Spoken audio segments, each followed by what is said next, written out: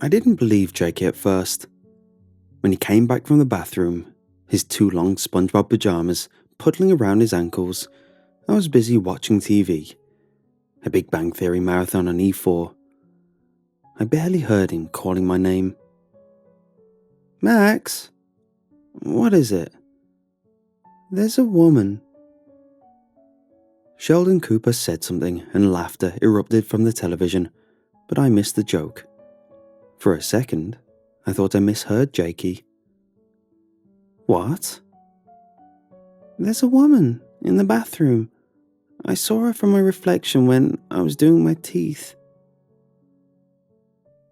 I turned around and looked at Jakey. He's much younger than me. I start my 3rd year of secondary school in December, and Jakey's not even in infants yet. And right then, he looked younger still. His blonde hair was a mess, and his eyes were wide in his face. I could still see a splotch of toothpaste crusted below his bottom lip. What are you on about? What woman? In the bathroom, Max. I saw her behind me when I was doing my teeth. She was watching me. I studied Jake. The age gap between us means there aren't a lot of games we can play together. But one thing we've been doing a lot of lately is trying to make each other jump. Scare each other. I guess I'm to blame, mostly. Ever since Mom and Dad packed us up and moved us out to the country, it's just felt like the perfect setting for it. We used to live in this busy road on the edge of town, but now we're in the middle of nowhere. A little cottage. It's quieter than it was before. Creakier, too. There are no streetlights on the road outside, and the house is full of weird old furniture and dusty things that looks like it's been here for decades. There are black and white photos on the walls of families who probably died way before Mum and Dad were even born. Anyway, the reason I was studying Jake's face was to see if he'd crack up. I'm pretty good at pulling his leg.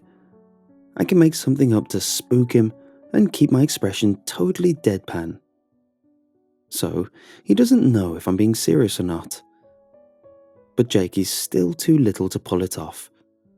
When he's trying to make a joke, you know about it.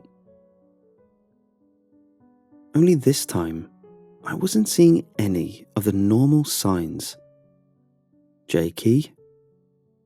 I tried to make my voice sound serious, like Mum does when she's giving me a lecture. You know you're not going to scare me, right? I don't get freaked out by all that stuff. Mum and Dad won't be home until after midnight, and all you're going to do is end up spooking yourself. Jakey stared back at me. His face didn't change. My eyes kept getting drawn back to the spot of toothpaste on his chin, as if he'd left the bathroom in a hurry. But Max, I am spooked. He shuffled on the spot and rubbed his arm, stared down at his feet, sticking out from beneath his SpongeBob PJs. When he raised his head a moment later, I thought for a second that he looked close to tears. That was the first thing that stirred the faintest sense of unease in my stomach. The look on Jakey's face. The second thing was what he said a moment later. She had red on her face. Jakey's voice was a low murmur. Like when Mummy has on lipstick. Only this was smeared all round her mouth. Jakey trailed behind me as I left to the lounge.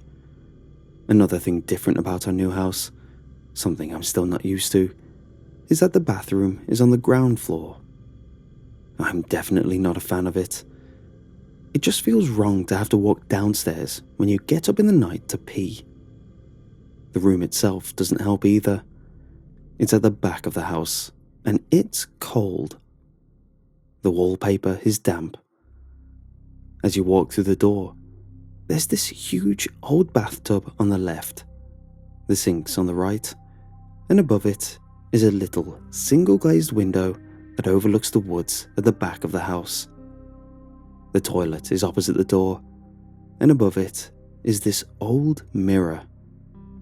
It's long and dusty, and the sight of myself reflected in the silver glass has made me jump on more than one occasion during a late night toilet trip.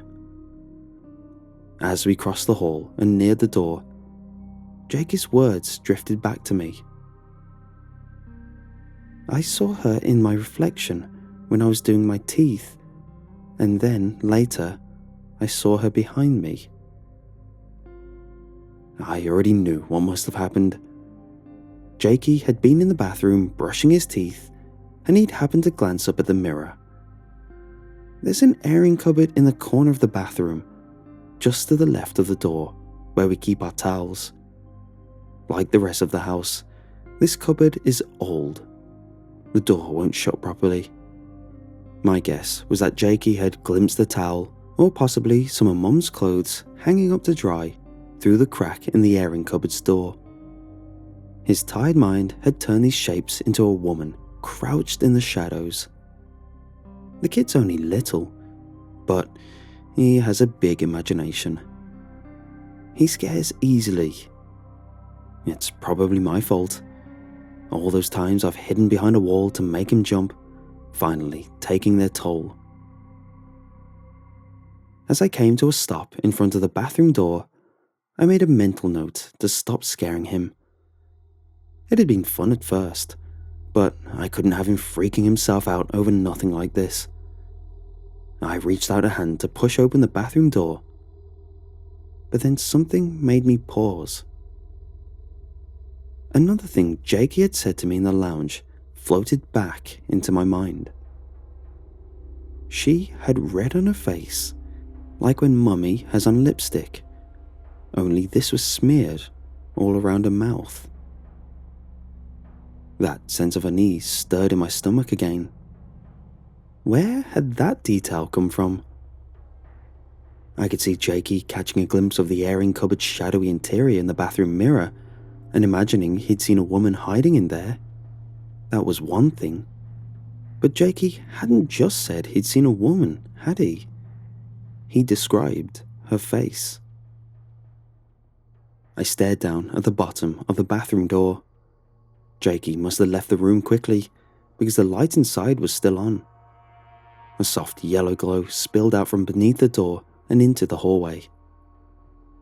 I could hear the bathroom's old extractor fan, a faint whir coming from inside. Apart from that, the hallway was silent. I was suddenly very aware that Jakey and I were alone in the house. Mum and Dad were out. They were miles away, in fact, at a restaurant in town. They wouldn't be back for hours. "Max?" Jakey's voice was a whisper behind me. "Max, I don't want to. Don't make me go back in there." I paused. For a moment, the urge to go back to the lounge, to just hurry back to the light and the glow of the TV, was almost overpowering. The lounge door had a lock on it, a large antique keyhole beneath the doorknob. I knew where the key for that lock was too. It was resting on a wooden bowl on the dresser. Jake and I could go back to the lounge, lock the door, and turn the TV up until Mum and Dad were home. We could even text them and get them to come back a little early maybe. But no, these thoughts had barely had a chance to register in my mind before I dismissed them. I'm almost a teenager now. Mum and Dad said I'm old enough to be home alone for the night, big enough to look after Jakey. How was it going to look if they came back to find us both hiding in a locked room just because I was too scared to put the kid's mind at ease? I stepped forward and pushed the door open. As it swung inwards, I tensed myself, the muscles in my legs bunched up, ready to run. The bathroom was empty. The off-white tub sat large and immovable against the wall to my left.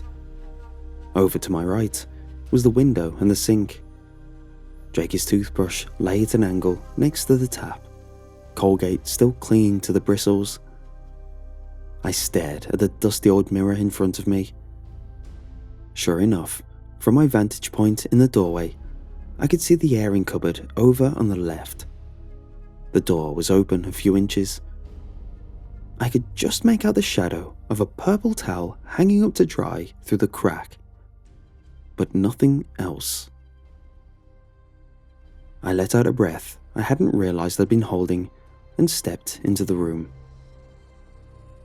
"Oh, Jakey, there's nobody in here. You probably just caught a glimpse of that purple towel in the cupboard and spooked yourself. That's all." Staring into the mirror above the toilet, I caught his eye in the reflection. Then I gestured towards the airing cupboard's door. "See?" "No, Max." I expected Jakey to sound calmer, but his voice came out thin and scared. His eyes were still just as wide too. "You're looking in the wrong place. I saw her there." And he reached out with his right arm and pointed. I followed the direction of his finger. Now, I don't normally frighten easily. I'm not a jumpy person, never have been, and I can sit through horror films. Me and my friends even watch ones that are rated 18 on sleepovers, without then giving me nightmares. But in that moment, as I followed the direction of Jakey's finger and finally realized what he'd seen, I felt the worst surge of fear I'd ever felt before in my life.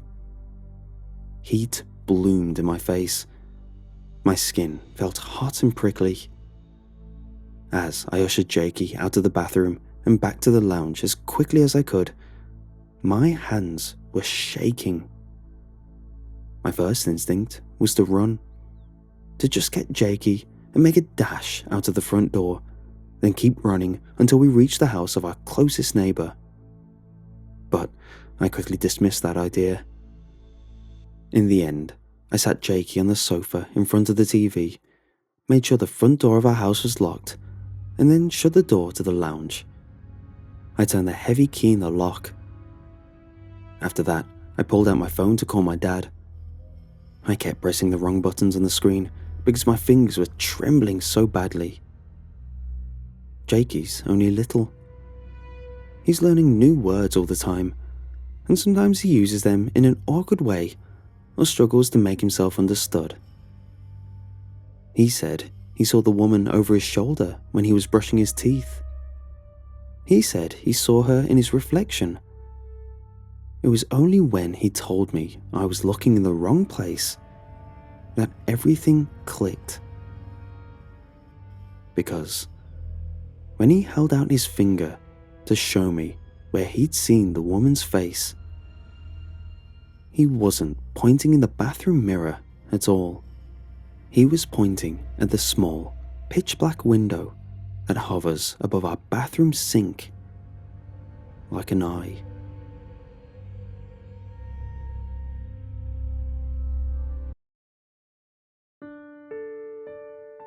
I used to be an amateur wildlife photographer. You haven't seen my work, but it was good. Not National Geographic good, but close. In fact, for a while, it took over my whole life. I used to pray that one day, through my shrewd artistic insight, I would capture the visceral truth behind it all. A portfolio so mind-blowing it might remind us, if only for a fleeting second, that it all boils down the ceaseless battle against death. Not taxes or mortgages or Instagram followers. The fight to overcome our environment. Now, that dream has died, and I can't bring myself to lift a camera. The fact that my passion died on the vine may lead you to ask, how could something as cathartic as wildlife photography be ruined? You'll see. In the fall of 2016, I had mustered the courage to quit my day job and pursue my dream of living and working in the wilderness full time. I was nervous, filled with doubt and jittery. What if I failed, I thought. What did I have that a more experienced photographer didn't? And so on and so forth, as I worked myself into a panic, and the landscape of the Grand Tetons, then Yellowstone, filled my windshield. I tried to stop my manic thoughts by swinging through the local grocery store and grabbing a case of beer to bring to the campsite. It didn't work.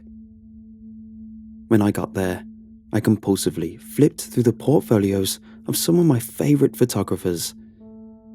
That only made things worse, as the thoughts of self-doubt returned.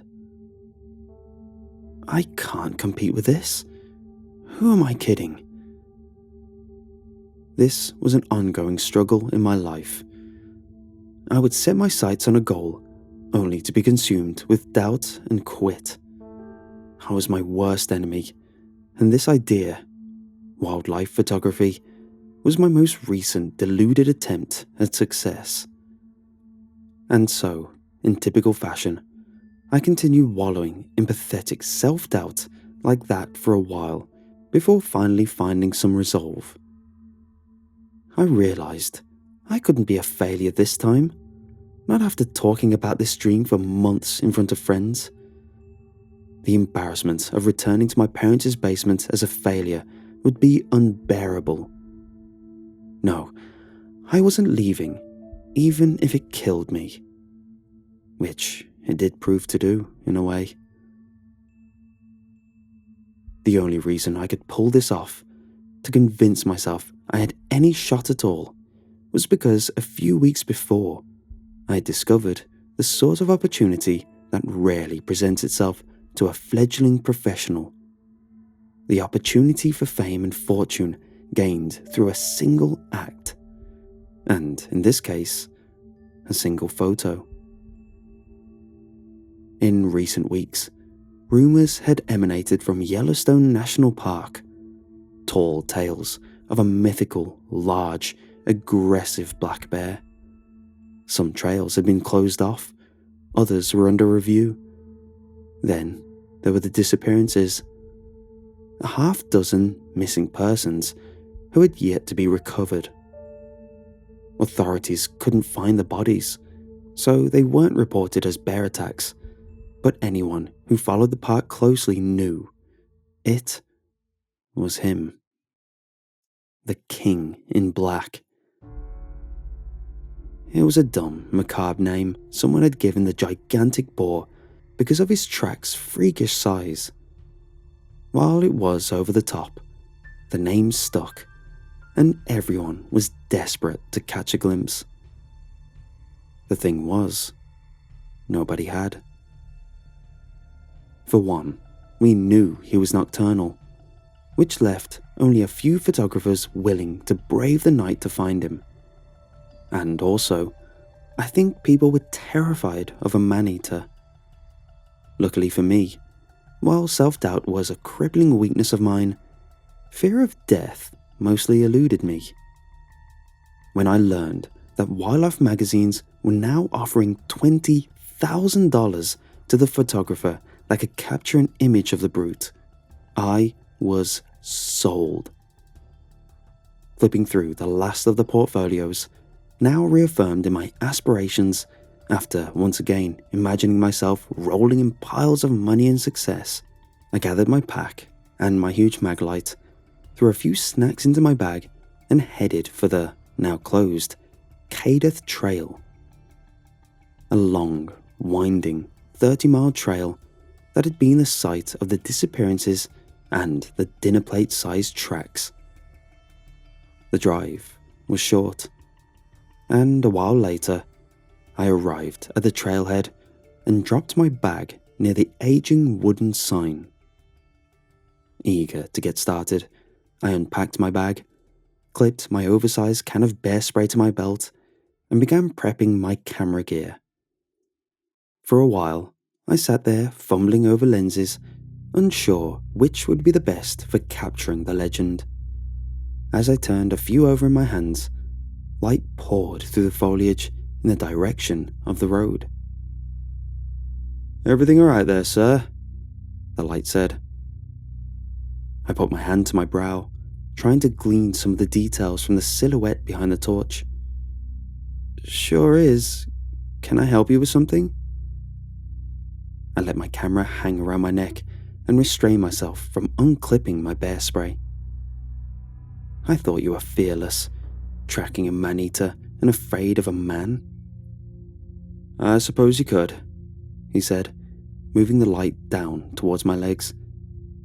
It danced across the bag and my shoes. In the darkness, I started to piece together the shape of a ranger's hat. "Trail's closed." "I'm here to capture the shot," I said, holding the camera and trying to look as desperate as possible. "Any way you could, let this slide?" He rested a hand on his hip and looked down towards the road as a 4x4 groaned up the hill, around the bend, and disappeared from view. He sighed.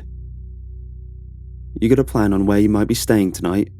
Or how long you might be heading up this trail?" "Not sure yet. Just gonna take it as it comes, "I really wouldn't," he said. Wouldn't what?" I asked. "Wouldn't do this. And if I was, which I definitely ain't, and you shouldn't, I'd have a plan. An itinerary." "You mean itinerary?" I said. At that, his lips curled, and he took a step forward. His eyes were thin, his rough skin sagging around his sunken eyes. He wore a beige ranger shirt, ripped near the sleeve. On it, a thin trickle of something wet glinted in the artificial light. There was a beat of silence before he spoke. "Problem is, people tend to think this is a big joke. They don't realize the kind of hell a bear can bring onto the world. The power of the things, It's ungodly." "You think he took them then? The missing people?" "I know he did."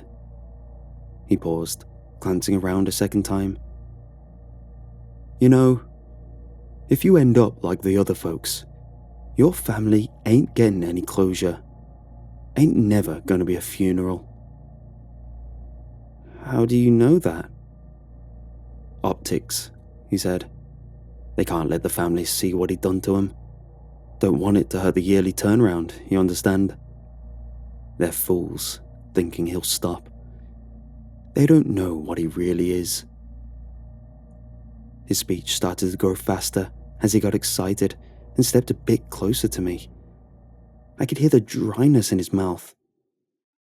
"You see, they found some of them bodies.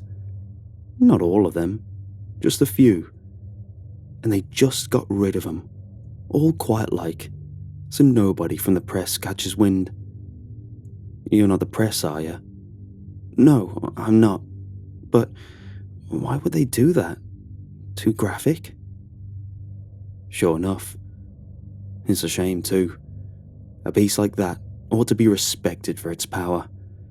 Enough power it might make you reconsider what it's all about. When you find a woman ripped clean in half like she's nothing more than a piece of overgrown creeper vine, people should see that. Then they might steer clear. I mean, for Christ's sake, he's nature's harbinger of death.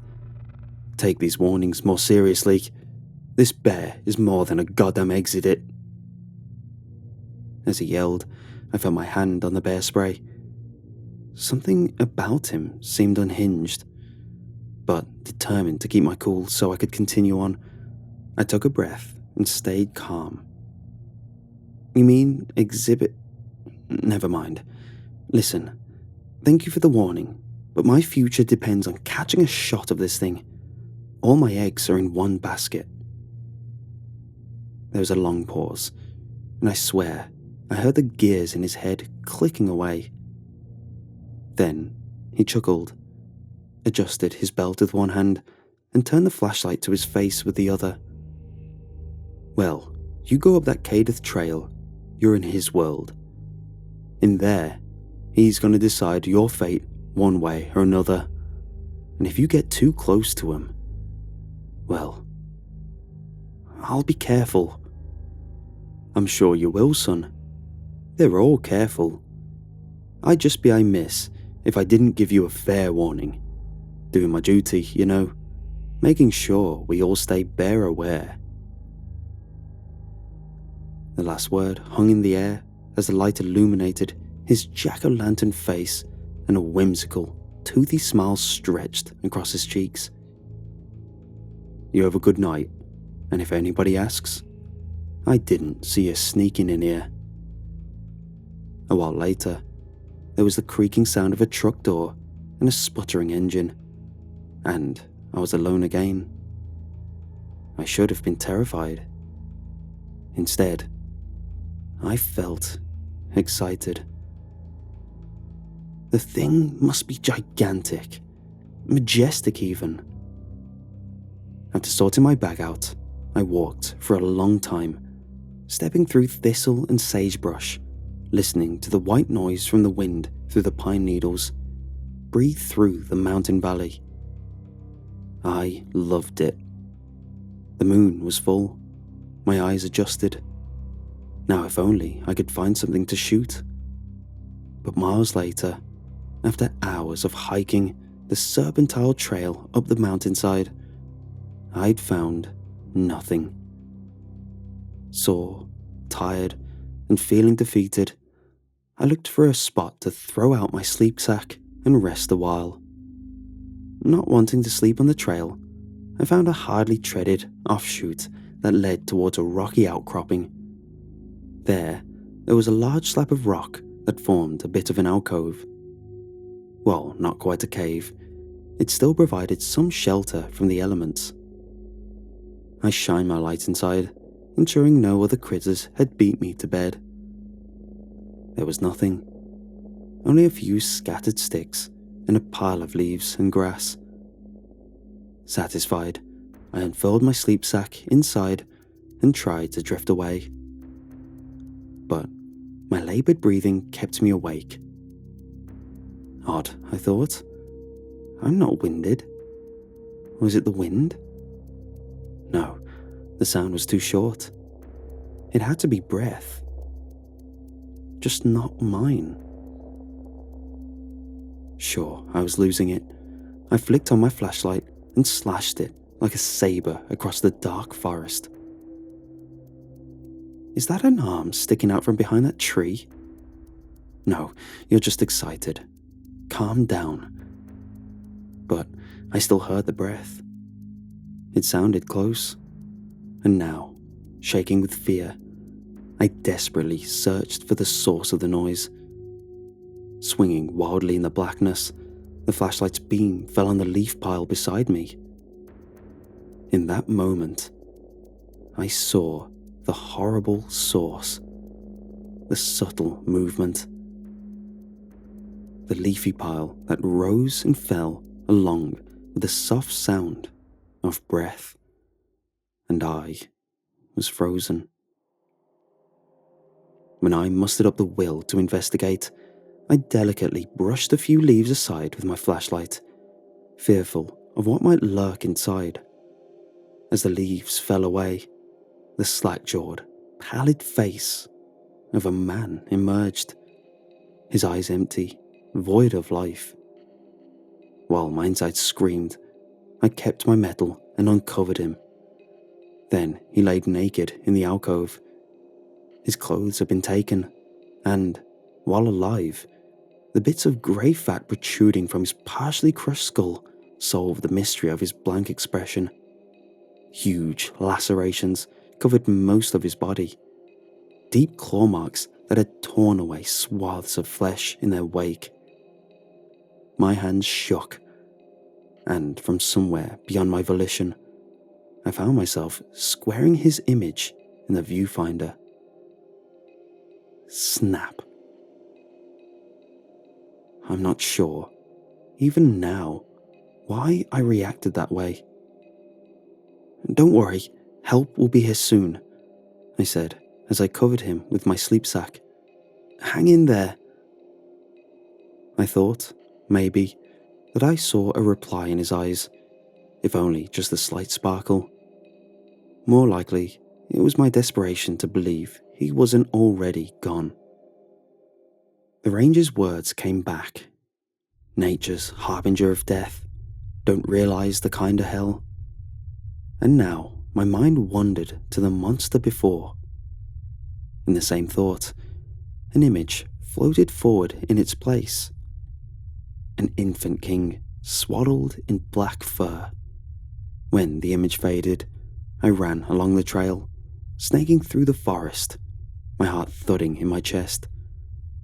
Before long, exhausted from sprinting, I had to stop, my labored panting dominating the soundscape of the otherwise eerily quiet woods. I also looked around as an uneasy wave rose in my gut. Poetry no longer defined this place. It was no longer a serene escape from the modern world. It was a slaughterhouse. Paranoia overtook me, and my eyes scanned the forest, feeling like at any moment the thing may charge me from the darkness. Then I heard it. The scream from afar jumped, and I knew he was close. For a brief moment, just as the breathing before, I thought the scream was mine. The disembodied sound of a man coming unhinged alone in the dark. Someone falling prey to the horrors of this preternatural wood. But then, as it happened again, I realized it was coming from a nearby gully. Just keep going. He is running out of time. My mind, at least a part of it, knew I should continue. But I now looked down at the camera, dangling from my neck, as something pulled me toward the gully. He could wait, I thought, and veered toward the scream. Screams. Approaching with caution, I stayed low, finding cover near a wooded embankment. A flickering amber light filled the forest below. I laid there, frozen for a moment, before mustering the courage to peek over. In my hesitation, I heard the chuff and the groan of something large and inhuman. More screams. When the scene below came into view, I trembled as both my fears and hopes were realized. There, standing on two legs, towering over a man and a woman near a small campfire, was the king in black. Steam wafted from his huge frame as he lifted himself from the stream between us. The man, with what courage remained in him, heroically faced down the bear. 2 orange-tipped cans of bear spray now held in each shaking hand. The woman cursed and fumbled through the camera bag. "It's okay, honey," he said. "Did you get the picture? We'll be fine. Remember, brown lay down, black fight back." Then he sprayed the behemoth. 2 vaporous streams shot out from the cans, striking the creature in the eyes.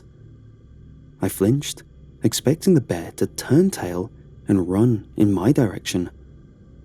But as the spray settled, the beast stood motionless, only exhaling as the capsaicin-laced rivulets of spray dripped from his monstrous snout.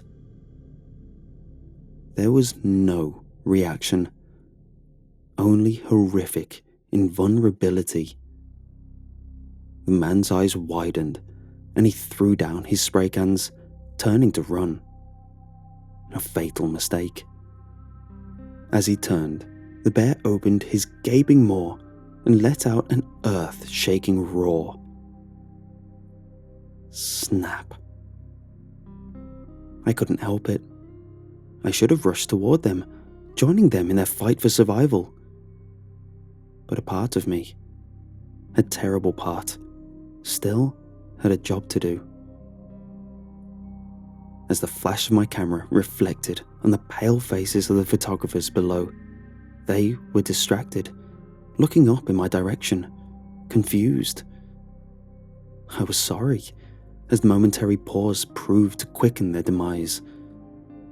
He was on them in a fury, a flash of muscle and fur, then blood and flesh.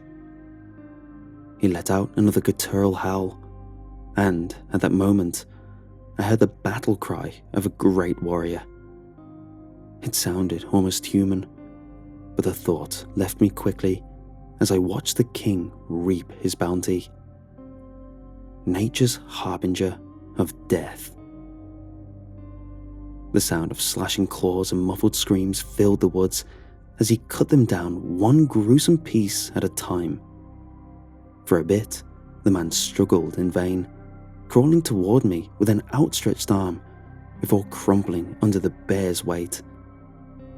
When he laid motionless, the gully fell quiet. Sort of. There was still, of course, the sound of my camera's shutter. Snap, snap.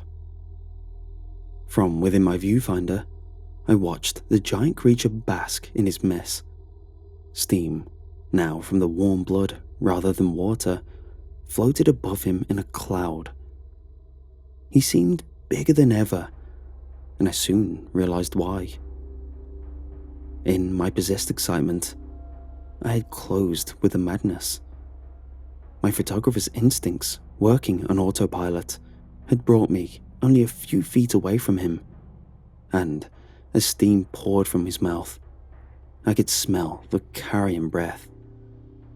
He stood there, studying me, before standing once again. 8, no, 10 feet. This is how you die. I braced for the pain, sure that any second I would be torn limb from limb. The beast's breathing quickened, and then something came over me.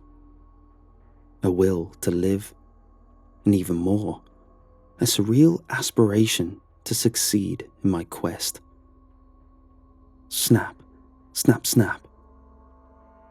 For a few seconds, the flashes from my camera were lightning from a storm. Then, sure I had the picture I came for, I fumbled to remove the memory card. It slid into my hand, then into my pocket, and with no idea how to defend myself, I threw the camera. It landed on the muddy ground with a splat. There was no reaction from the king, only fixed eyes, somehow darker than the night that surrounded us. As the campfire burned, I could see myself in the camera's lens. The reflection pointed upward at me between the huge claws of the beast. The image of a dead man and a coward, a pathetic loser who had tucked tail from everything he'd ever tried, who let fear rule his life. And now, my eyes reaffixed on the bear, I realized I both envied it and was disgusted by it. And while considering that, the beautiful savagery of the thing, something gave way in me. A peculiar emotion stemming from an ancient place within me.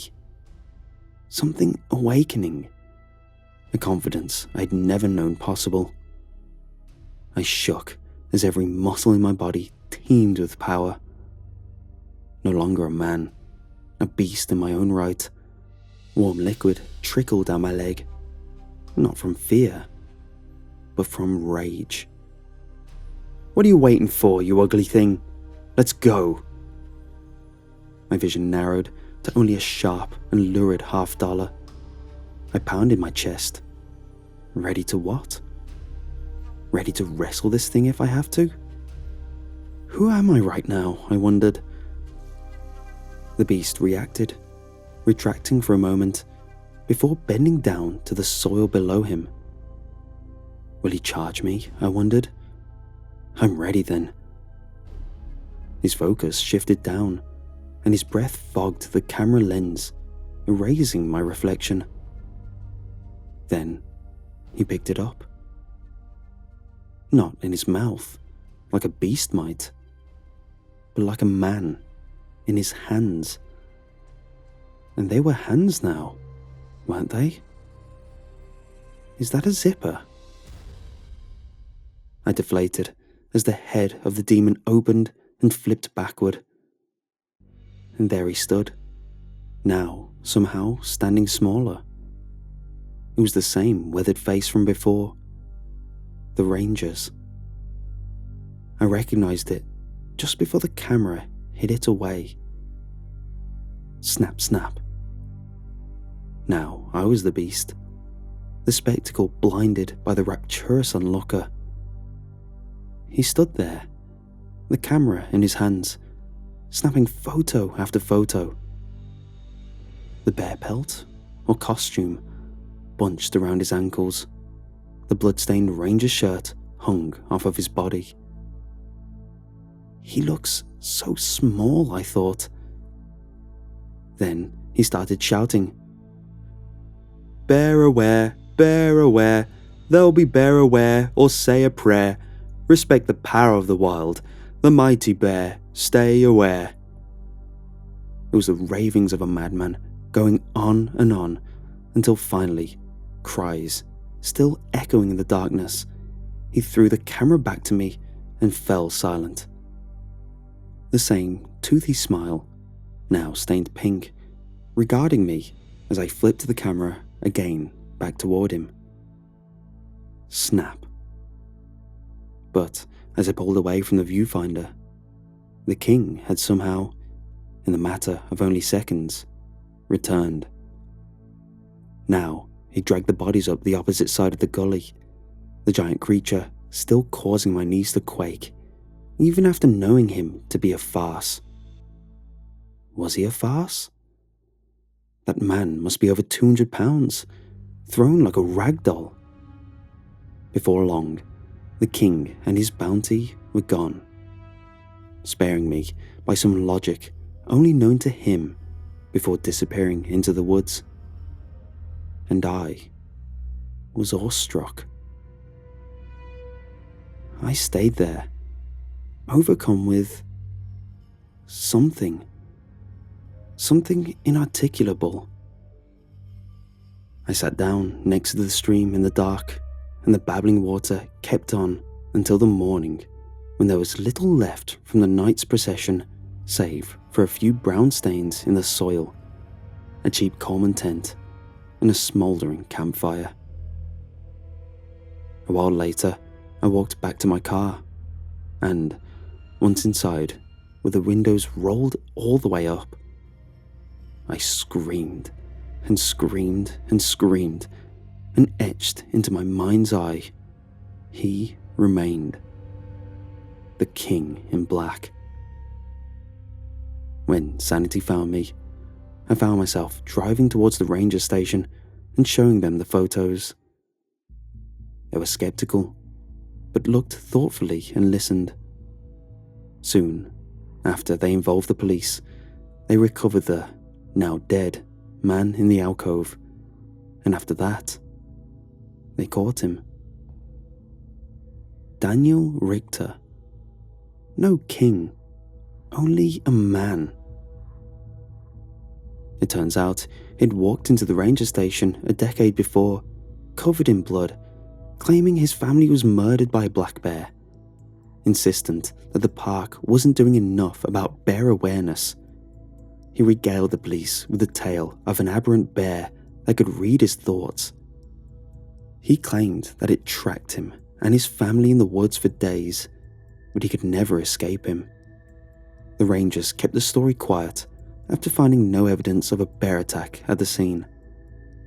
They only told authorities, who found the account so nonsensical that he, by some miracle, or perhaps not, was found not guilty by reason of insanity.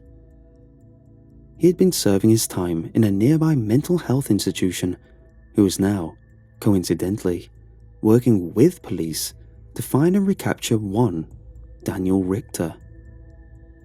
The man in the alcove turned out to be Nathaniel Martin, a venerable ranger who was attacked and dumped, his uniform taken. So it had been Daniel who had given me fair warning. But why? When they caught Daniel, he was alone in the wilderness. The ranger's uniform was in tatters, and he lay weak and lifeless, still spouting nonsense about bare awareness. The thing was, nobody could find the bear suit I insisted he wore, or any evidence that it existed. We looked at my photo, which revealed the blur of black rising upward over his shoulder in the frame. But nobody believed me. They were convinced the king in black was never a bear at all, that Daniel alone had been responsible for the murders and had adopted an MO that mimicked a bear attack, trying to elude capture. They wagered his family was his first victims. But I had proof, right? What about the pictures of the king himself? They would surely prove that what killed those people was more than a man. Again, nobody believed me. Photoshop, they said. They reviled my story, saying I was only trying to heighten the mythos of a killer, cash in on the growing legend, and also, as you might expect, the magazines refused the payout. What now? They won't let me speak to Daniel. But I have to know, because I can't get him out of my head. Not Daniel, but the king. The image of the king swaddled in black fur. Now I live and wait along the Cadith Trail. It's been years. I have to do it. I have to know it wasn't only a man in a suit. In fact, I'm quite sure it wasn't. Not a man at all. Not when you get right down to it. It was something older, an ancient, unholy inspiration. I believe this because I can feel it. The thing that lurks in the wood. I no longer want to be a wildlife photographer. That dream is dead. Like I said, not because I'm too afraid, but because I want something much, much more. I want to feel the freedom from doubt and cowardice, and to know the pure power I've only felt as I beheld him. I want to become something magnificent. I find myself no longer interested in wanting to become famous or successful or to find love and belonging. In fact, at this moment, I can't even force myself to eat or shower or dress. I only want one thing: to be wild, to become king.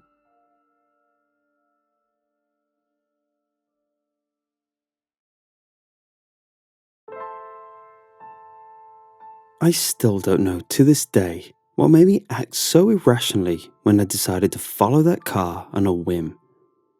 I tell myself sometimes that curiosity might have played a big part, but I always felt like there was something more to it. I work night shifts because I'm simply unable to sleep or even rest when it's dark outside. I was told by a couple of doctors that there were treatments for this kind of thing, but I never had any real problem with it. I don't have much of a social life, but I'm fine with just working. And to be honest, there's just something about sleeping during the day and knowing that there is light outside that brings me great comfort. I'm not afraid of the dark or anything like that, but I can never wrap my head around the fact that most people go to bed when the world is shrouded in darkness. I always found that weird as a kid, and I guess it just stuck with me and my brain as I transitioned into adulthood. This is why I still drive around for another 2 or 3 hours after I leave work and before I head back home. I go on my night rides and enjoy some music until the first rays of sunlight show up. One day, however, as I was heading back home, somewhere around 6:30 a.m, a car drove past me, and I just happened to look at it. There was a child in the back seat of the car, no older than 10. She had something over her head, like a jacket, or maybe just a drape of some kind, possibly meant to keep her hidden, but doing a very poor job at it. As she looked out of the window towards me and waved, I noticed something not only incredibly odd, but also extremely chilling. She had bandages all around her face, covering her eyes as well as the bridge of her nose, and I saw 2 crimson spots where her eyes should be. It only lasted for a few seconds at the most, and yet it felt like I had latched onto a non-existent gaze for far longer than that. I then watched the car drive away, threatening to leave me behind as dozens of questions lit up my brain. It surely was none of my business, but the more I thought about what I had just witnessed, the more I felt like I was entitled to some answers. You ever seen someone have a meltdown at the mall, or witness something that just makes you stick around for a little too long just to see what's going to happen next? It was exactly like that. Except that in this case, I couldn't just stay put. Not only did I have to keep driving, I would also have to follow whoever was driving that car with what appeared to be a recently blinded child. And that's what I did. Against any possible good judgment I might have had at that particular time. I knew right away that it wasn't a disguise or makeup of any kind. This might be hard to believe, but there was something about that kid and her whole demeanor that made me so sure of that fact. If she had just been through some kind of surgery or medical procedure, I couldn't imagine her being released from hospital care so soon, and especially in that condition. Of course, there was also the possibility that she was in need of care and being driven to a hospital on that Sunday morning. But I knew the roads well enough to know that there was no such destination anywhere in that direction. Not only that, but whoever was driving the car didn't appear to be in any kind of rush either. I tried to keep my distance, since there were barely any other cars on the road at that time, until a gas station eventually came into view. One I don't think I had ever spotted before that day. And sure enough, the car I was tailing seemed like it was going to stop by, so I pulled over as well.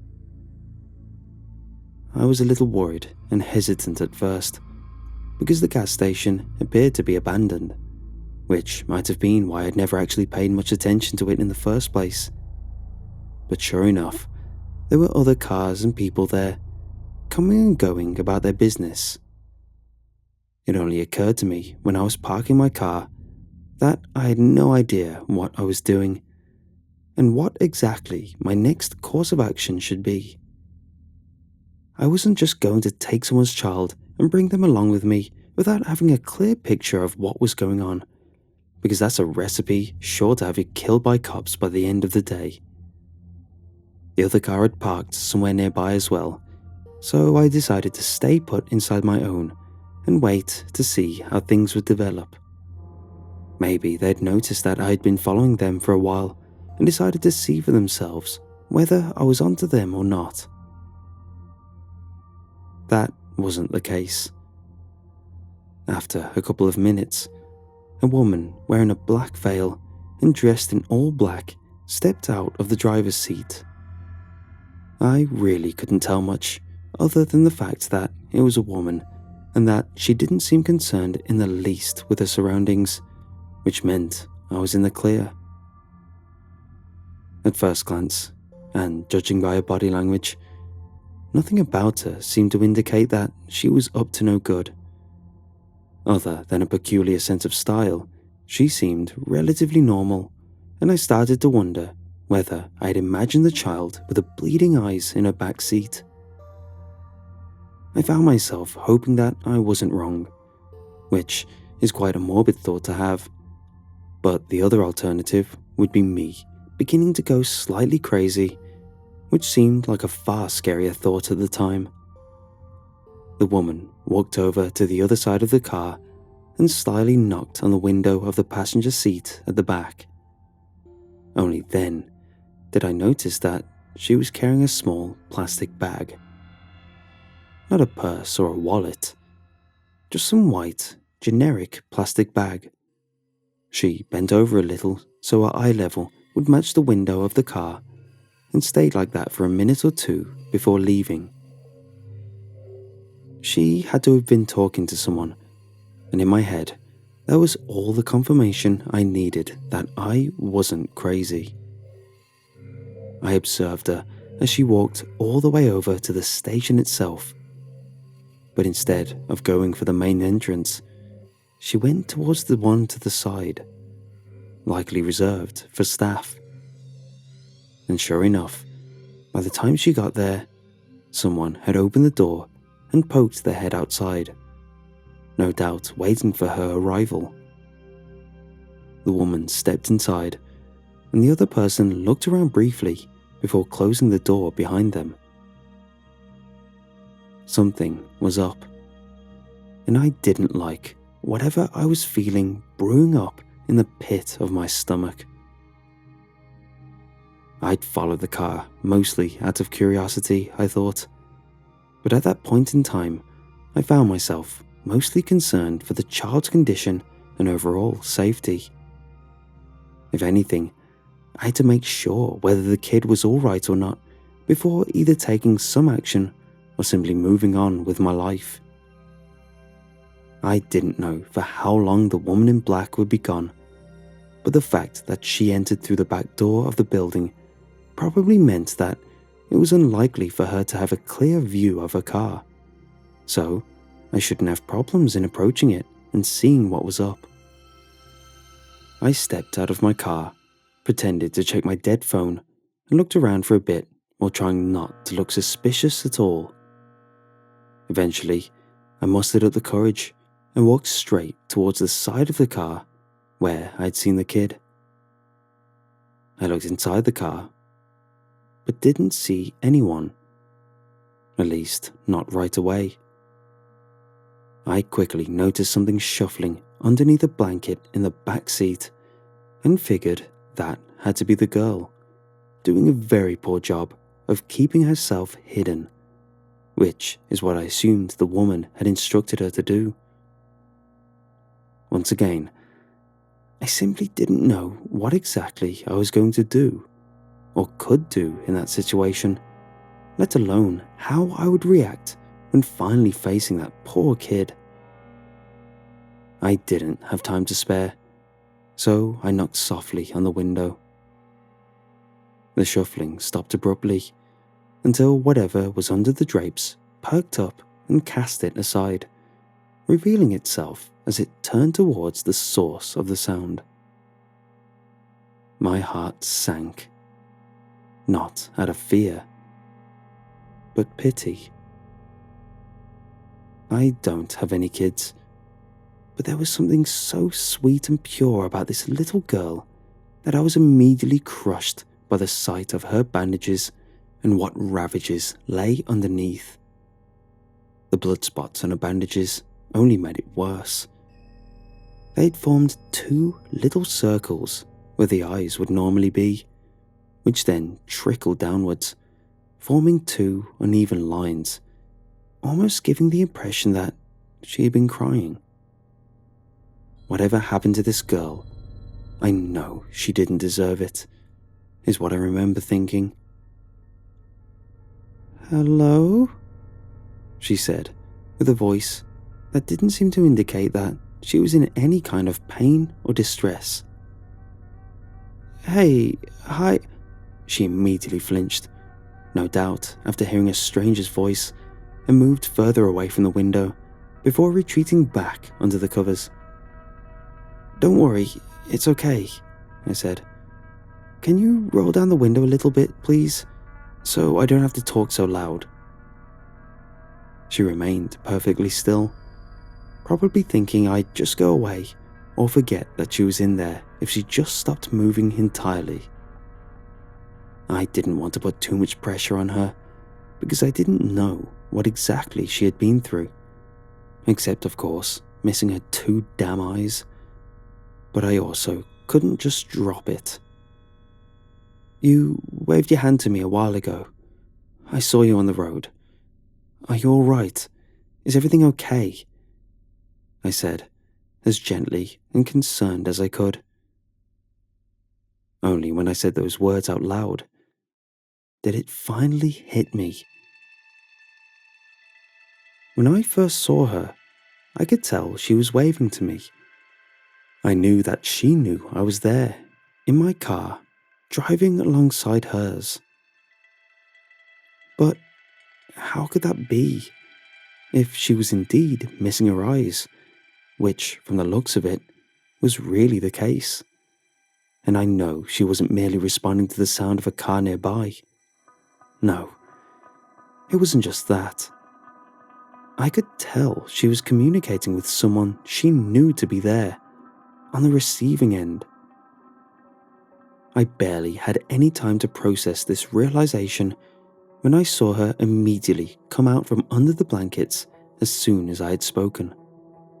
She then moved back to her original seat and rolled the window all the way down, now seemingly and inexplicably no longer afraid of my presence. "Oh, you're the nice mister," she said, implying that she knew something about me. I didn't know this girl. In fact, I don't even know when was the last time I interacted with a kid. But from the way she talked, you'd believe she knew me to some degree. But she couldn't possibly know me. And more than anything, she couldn't have possibly seen me or recognized me from anywhere. Not when she had those bloody bandages over her eyes. Realizing this made me snap back to reality and ask her the only question that mattered. "Hey, are you okay?" "Yes, mister." "Are you sure?" "Yes. Is something wrong?" Was there something wrong? I thought about it for a moment and considered the possibility that I was prying far too much on someone else's business. If there was a logical explanation for this girl's condition, then I was just being a creep who could very well be traumatizing a kid over her physical injuries for nothing. I don't know if I simply didn't want to be in the wrong and considered the bad guy, but something about the whole thing just didn't seem right. Something was off, but I couldn't quite put it on my finger. "You don't look okay to me. Did something happen to your eyes?" "Oh, today's my birthday, so my mother took them," she answered, beaming with a smile. It wasn't so much what she said, but how she said it that made me feel sick. For all intents and purposes, she truly believed she had given me a fairly normal reply, and that no follow-up whatsoever would be needed. The lack of correlation between one thing and the other made my stomach churn. I didn't understand, and hoped that the girl had simply expressed herself in a wrong way. And yet, there was no denying that this child was missing her eyes. That much had become obvious to me. "I don't understand. Was there something wrong with your eyes?" "Mother said I was chosen to make way, so she had to take them out." I paused for a moment, which allowed me to finally take notice of how badly I started to sweat. I didn't know what the hell was going on, and asking further questions would likely just push me further down this mess of a rabbit hole. I just wanted to leave. I wanted to get back in my car, get back on the road, and drive straight home for a much needed drink before hitting the sack and cursing myself to sleep for not minding my own business. But as I looked at the young girl, I couldn't bring myself to just abandon her like that. I couldn't leave without having a clear picture of what was going on. Somehow, it just felt like I already knew too much by then, and if she was in need of help, and I happened to be in a position where I could provide it, I would never forgive myself for turning my back on her. And so I asked, "Make way for what?" I still remember her words to this day, because it's not just something one would easily forget, and yet I cannot bring myself to actually write it down, not word for word at least, because the way she spoke of it was just so... Anyway, what I'm trying to say is that my own wording will have to do. From what I understand, it was all mostly about blood. Not her blood, but someone else's. She referred to her eye sockets as gates, from where, quote, their blood would flow onto our land. Despite how obviously insane it all sounded to me, I could tell it wasn't something she was just making up on the spot, just as much as I knew that she wasn't delusional. No, she was very clearly reciting something that she had learned by heart, something someone had taught her and pounded into her little brain until it became a truth, a belief. She never gave up any specific information, nor did she mention actual names, only weirdly sounding ranks. But it was all more than enough for me to come to the conclusion that it had to be a crazed cult of sorts, or something like that. I've never been much of a religious person, and I've always thought that people should be allowed to believe in and pray to whatever they want as long as they're not hurting anyone else. But this, removing a child's eyes under the belief that someone else's blood would come pouring through from who the hell knows where. Unfathomable, unforgivable, insane. Those are the words my brain kept screaming. Being faced with this strange reality was a shock for sure. But by this point, I was angry above all else, and I was determined to save her. I had to take her with me. Where, I did not know. But it didn't matter as long as we got the hell out of there. Just as I found my resolve to act, the girl spoke up almost immediately, even before I said anything, almost as if she knew what was going through my mind. "No," she said firmly. "You can't." I was at a loss for words, and whenever I tried to say something, she'd be one step ahead. "You will die," she continued.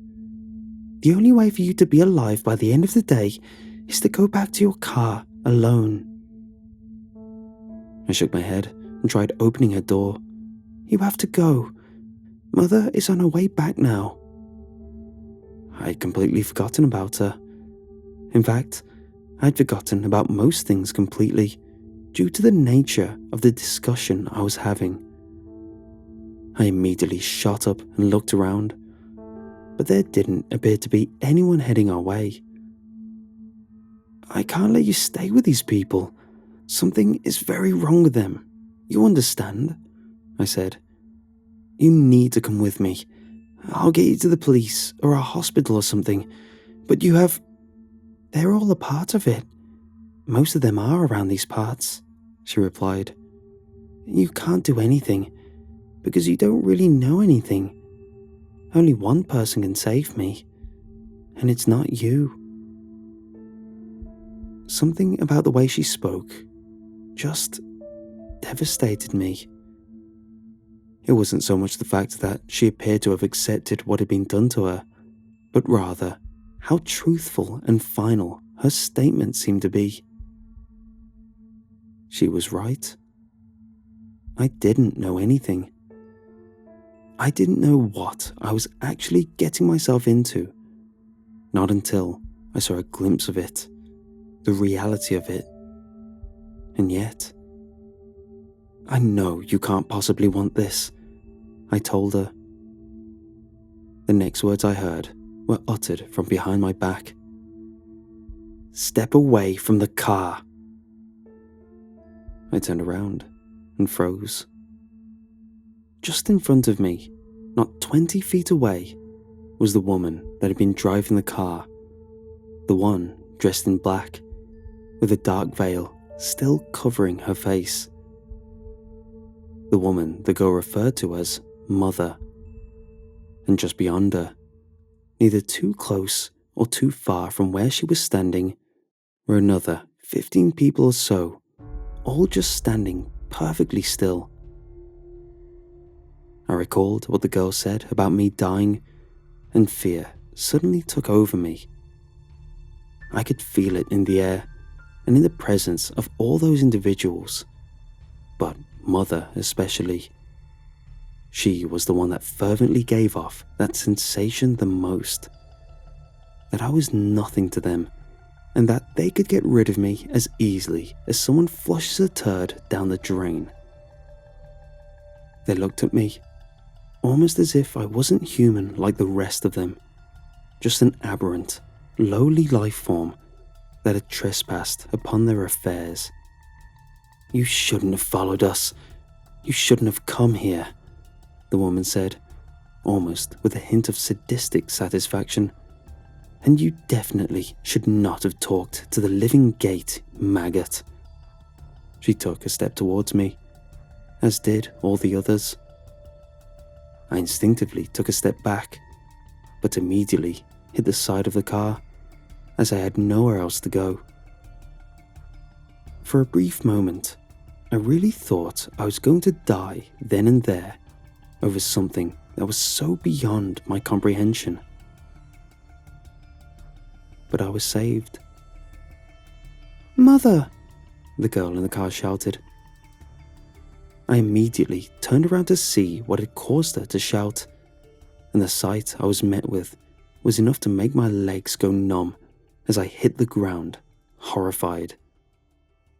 The girl had removed the bandages, and through the crimson, fleshy carved holes where her eyes used to be, an impossible amount of blood appeared to be spilling out.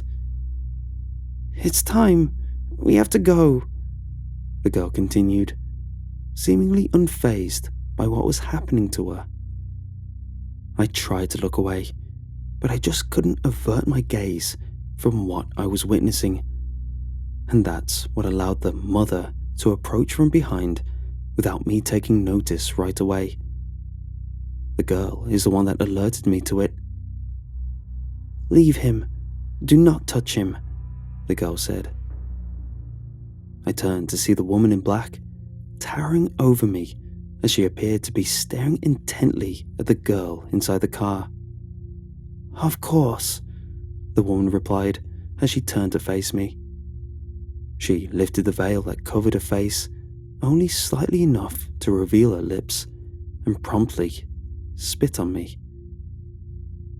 I couldn't react to anything that was happening, as it felt like it was taking everything I still had left in me to hang on to any semblance of sanity. Rejoice, filth, the woman said to me. The drowning has begun. Soon you will be washed away by his blood, along with all of this, she said disgustingly, as she waved her hand around towards the barren landscape in view. And just like that, without saying any other word, she got back inside her car and left, Along with the girl, he seemed to have waved at me one last time as they drove away. All the other bystanders quickly got into their cars as well and followed, leaving me behind in a cloud of smoke and dirt, as if I'd never been there in the first place. I don't remember much of what happened next, but I do know that it took me a while to collect my thoughts, get back on my feet, and drive home.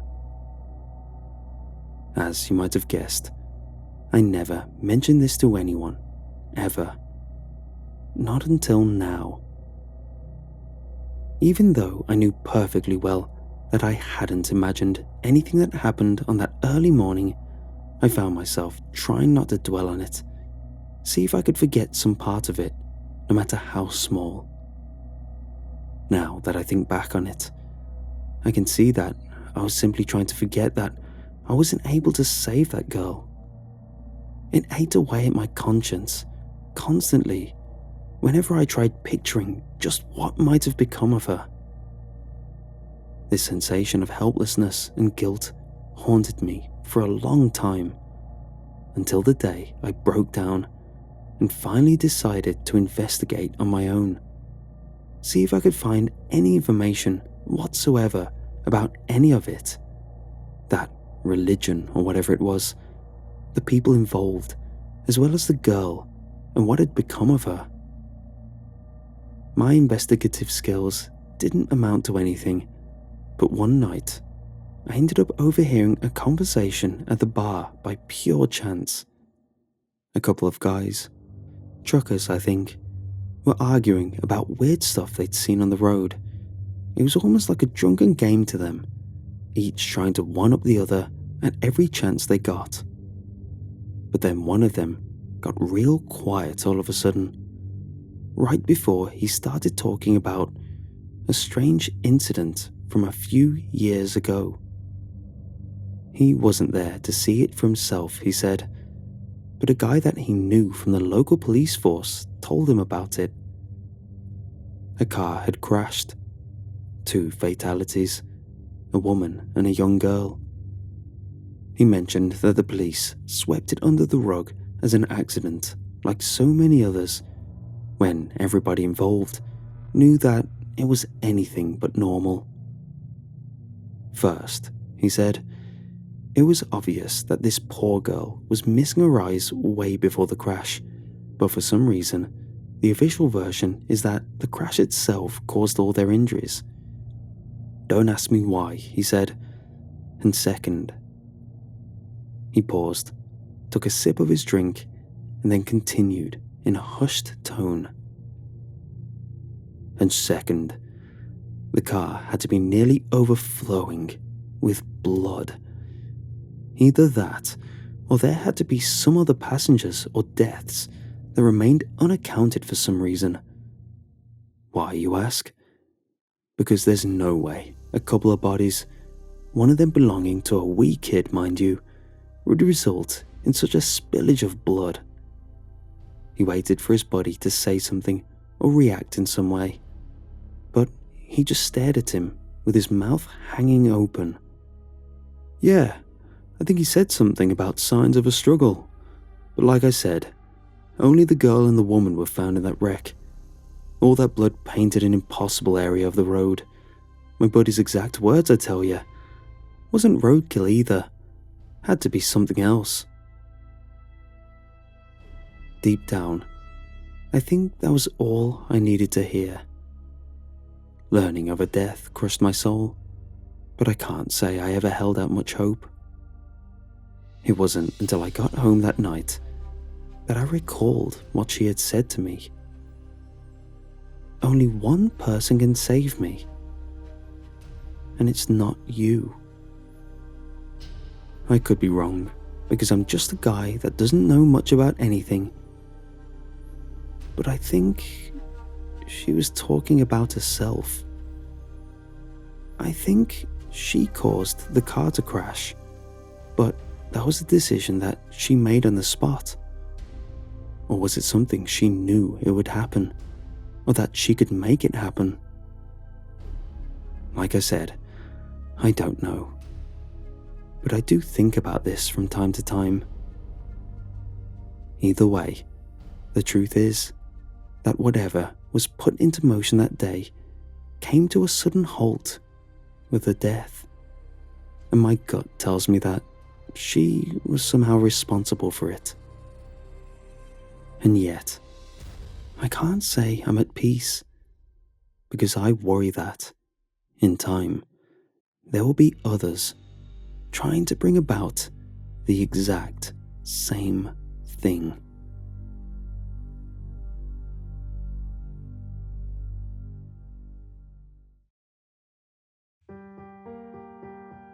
Would you rather grow hair in your teeth or teeth on your hair? My sister asked, not letting our two younger siblings' snickering affect her serious expression as she tapped me on the shoulder with her asking stick. Before I make my choice, there are a few questions I must ask, I replied with a pretentious eyebrow lift as I swept away the asking stick. If I choose the first, would I be able to shave the hair off my teeth? And if yes, would it grow back? Our siblings began making retching noises, but my sister maintained her poise as she replied, "The answer is yes and yes." And if I choose the second, would I be able to shave the hair off of my head? And if yes, would the new hair grow back in with teeth? Once again, the answer is yes and yes, my sister replied as our siblings squealed in disgust and scratched at their scalps. And what would I use to brush? I asked. A hairbrush or a toothbrush? Our siblings found this question hilarious as they laughed and clapped. They always enjoyed it when we took things too seriously and dramatised our thought process, and they seemed to be particularly entertained as my sister and I introduced them to this game. My sister remained unflappable as she replied, "If you choose teeth on your hair, you would use a wide-tooth comb. If you choose hair on your teeth, then a toothbrush if you decide to shave, or both a brush and an eyebrow comb if you chose not to shave." I pondered for a few seconds, stroking my chin with theatrical flourish. Then, my dear big sister, I would rather grow hair on my teeth, because I could just shave it each morning and be normal for the rest of the day. Our siblings shuddered and giggled as they stuck their tongues out, spitting imaginary hair out of their mouths. "You're weak," my sister scoffed with a superior head tilt. "I would rather grow teeth in my hair, and," she flipped her long curls off her shoulders, "I'd wear them proudly." "What on earth are you two talking about?" That was our mother, standing outside my bedroom door with a look of utter revulsion on her face. "We're playing Would You Rather," my sister replied. "Teeth on hair? Hair on teeth?" my mother asked, staring at us. "That's not how I remember playing it. Where does your generation come up with horrifying things like that?" Our younger siblings doubled over in laughter. It was always amusing seeing parents exasperated, disgusted, or out of their element. "Actually, that question was pretty tame," my sister said with a shrug. "And is that Nana's cane?" our mother asked, crossing her arms in disapproval. "You knew better than to remove it from its case." "No, it's the asking stick," my sister replied, balancing it across her shoulders. "And it's not like anyone's using it. It just sits there collecting dust. I'm doing it a favor today. I'm giving it purpose."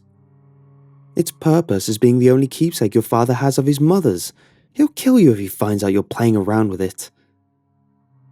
Our father peeked in the room, standing behind our mother and wrapping his arms around her waist. "Who am I going to kill?" he asked, nuzzling his face against hers. "Because it'll have to be quick. We're going to be late for the movie." My sister waved her hand, shooing them away. "Then go. Don't worry, we've got it handled." "Curb your creativity," our mother said. I don't want you two giving Jude and Lara nightmares, and tomorrow is the first day of school, so bedtime is— This isn't the first time we've babysat, Mom, my sister said, rolling her eyes. Just go enjoy date night. Come on, honey. Mona and Nadia know what they're doing, our father said, pulling our mother away.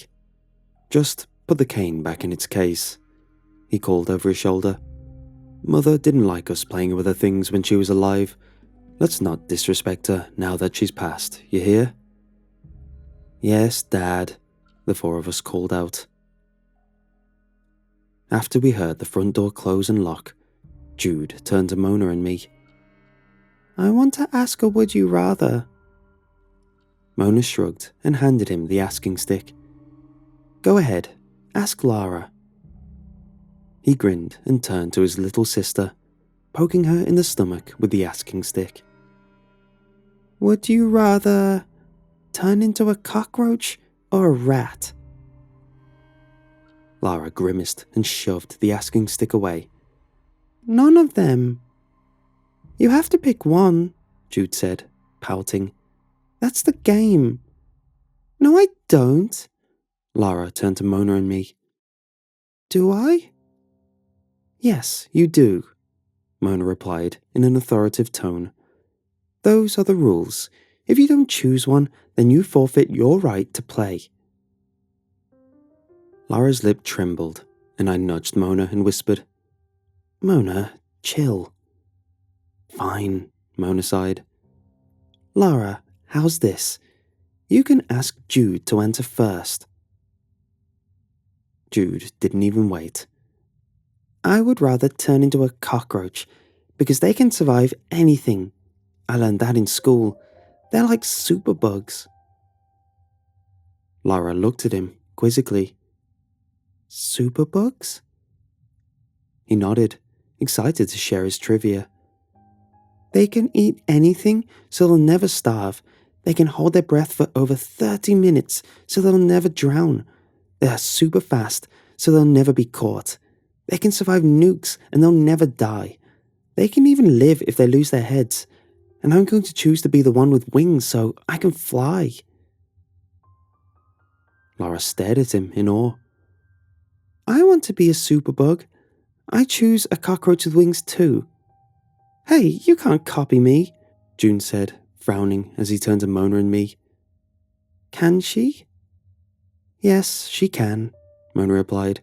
It's called Would You Rather, not first come first serve. Jude wrinkled his nose in confusion. Huh? My turn, Lara said, clapping her hands. Nadia, would you rather eat, your glasses or, She looked around my bedroom. Or your curtains? Jude scoffed. That's a stupid question.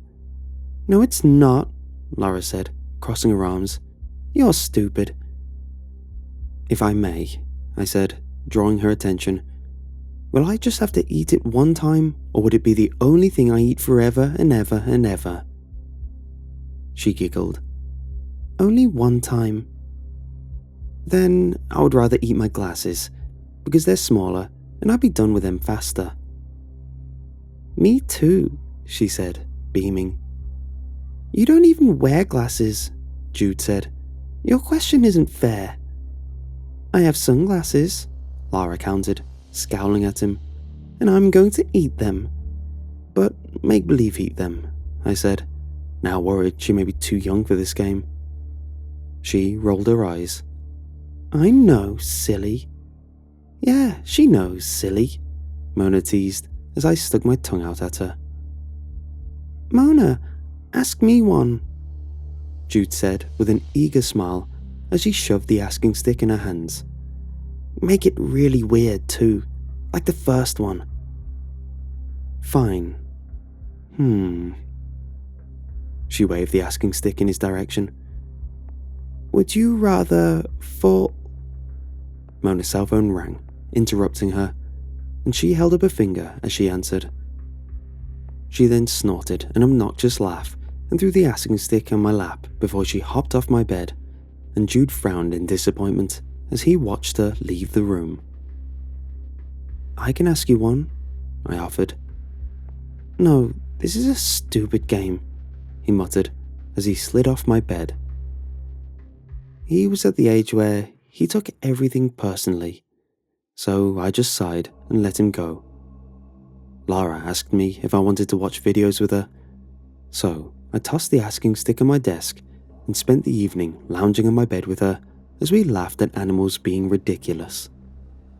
When 8 o'clock rolled around, Mona and I made sure Jude and Lara had washed up, brushed, and changed into their pajamas before we tucked them in and read them a bedtime story.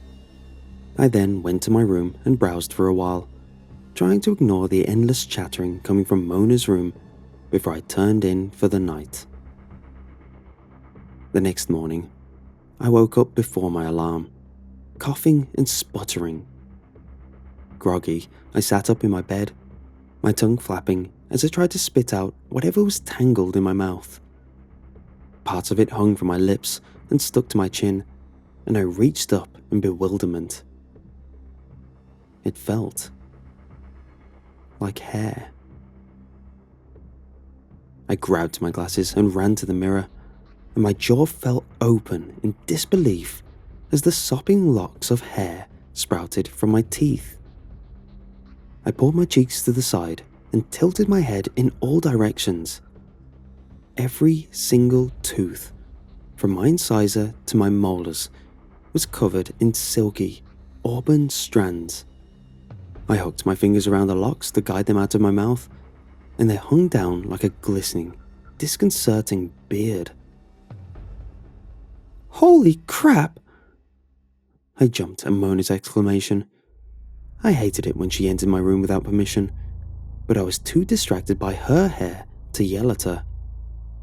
Each and every strand of her curls was now weighed down with pearly grains that coated them top to bottom. Awestruck, I reached for her hair and ran my hands through it, the minuscule teeth tinkling as they rubbed against one another. In return, she shoved her fingers in my mouth and pulled at my cheeks, staring, mesmerized. "Wow, did they grow this long overnight?" She twirled one of the dripping locks around her finger and tugged, making me wince. "Oh, does that hurt?" she asked. "I don't know, does this hurt?" I asked sarcastically, pulling her hair. She yelped and jerked back, and I was left with a few strands in my clenched fist. I brought them closer to my eyes, inspecting them, and was surprised to see incisors, canines, premolars, and molars represented, albeit not in any particular pattern. Around the edge of my thumbnail over their tiny form, trying to pop one off, but they were stuck tight to the hair strand. "Beautiful, aren't they?" Mona asked, grinning. "Aren't you wondering how this happened?" I asked, spraying her with spittle as tooth hair flopped between my lips. "This obviously has something to do with the game yesterday." "Obviously?" She cocked an eager eyebrow. "Does this mean you're going to eat your glasses?" I looked at myself in the mirror. My glasses remained unappetizing as they were yesterday. "No, maybe it only works on the first question we answered." "I don't think so. It's not the first time you and me have played. We have to figure out exactly what we did, because I want endless wishes. Imagine all the stuff we could ask for. We could be rich, we could have superpowers, we could fly or have... Mona, what about Jude and Lara?" I interrupted, my blood running cold. Her expression shifted to worry. "I don't know. Mom should be waking them up for school right now." We ran out of my room, then froze at the sight of our mother leaning against her bedroom's doorframe. "Damn flying cockroaches," she muttered in disgust as she put a slipper back on.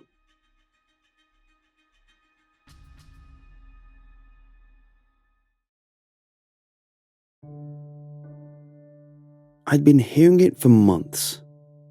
Carnival music in the dead of night, coming from the cellar.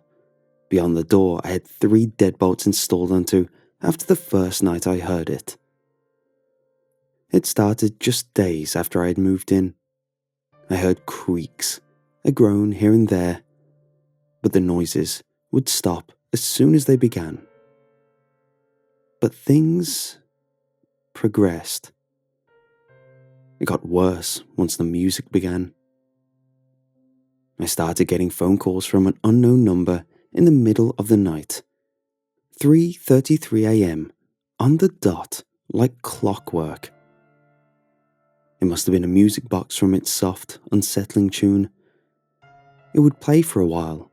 Then there would be a woman's voice. She sounded erotic, persuading.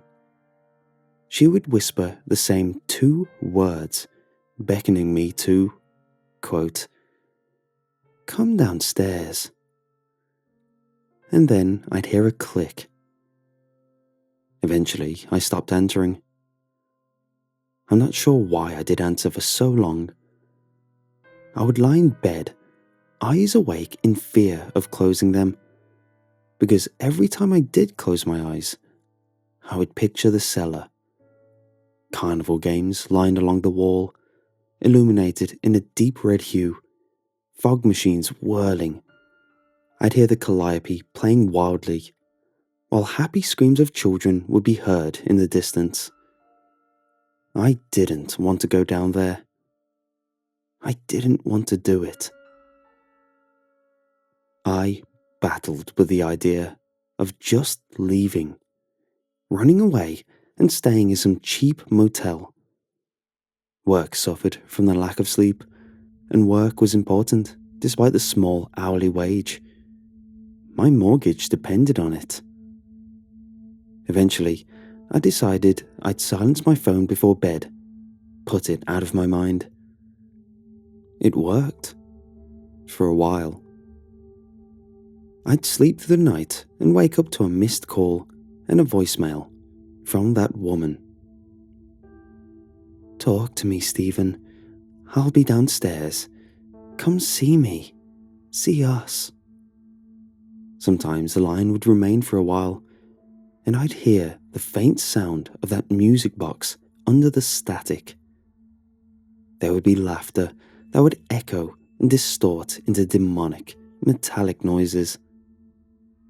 One night, the voicemail was different.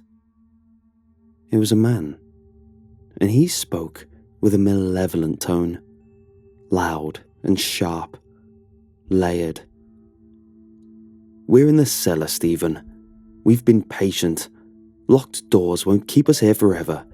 Come and see us. The carnival is ending soon." Music played in the background. It was louder this time, off key. I heard a calliope again, playing furiously. It was sloppy, rushed. With urgency, I grabbed a few necessities and left. Passing the cellar door, the music was louder than it had ever been, and the handle shook. The deadbolts were rattling. I stayed at a friend's house for the rest of that night.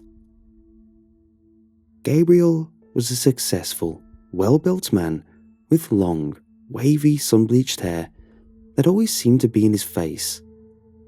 He would do that subtle hair flip with a flick of his head almost as often as he blinked. Gabe wasn't me. We had been best friends since childhood. I'd like to say I was the brains and he was the brawn, but he just had the brawn. I have no brains. Never did. Gabe went off to college on some baseball scholarship, while I worked my way up management at the Wiggly Pig. One would say I lived vicariously in Gabe's shadow. He made us a quick breakfast, eggs and waffles. I wasn't hungry.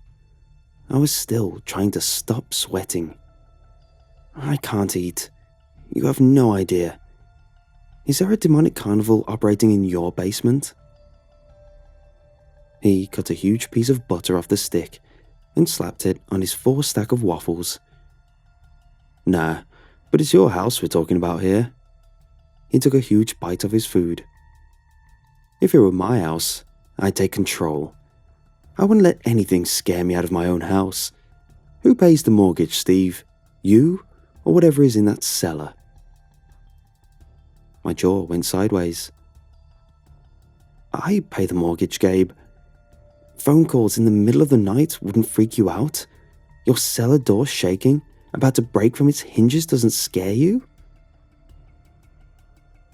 He took a huge forkful of his waffles and stuffed it into his mouth. Of course it would, but I'm not running. Look, all I'm saying is you need to confront whatever it is.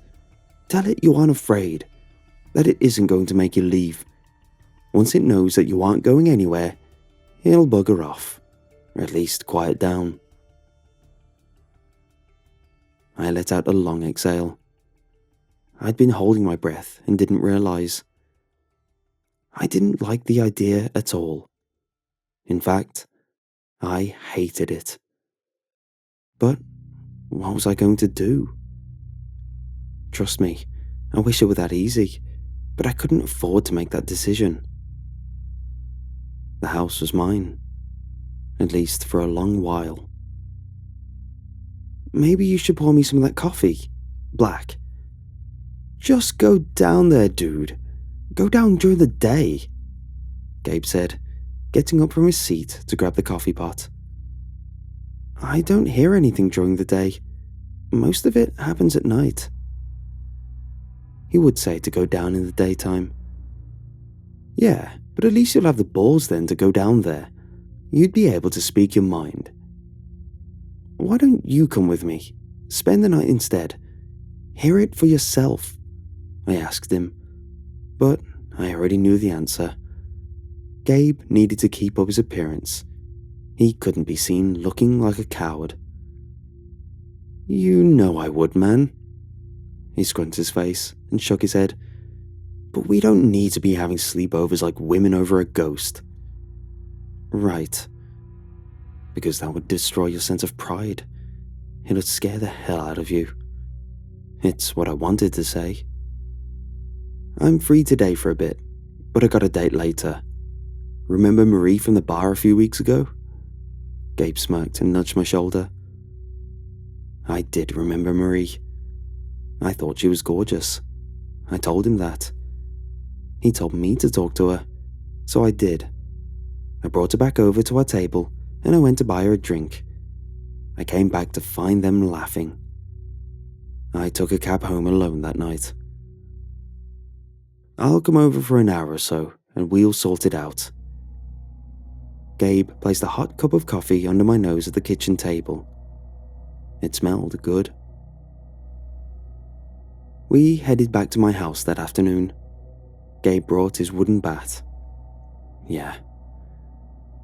The cellar door was old. The wood felt nice and heavy.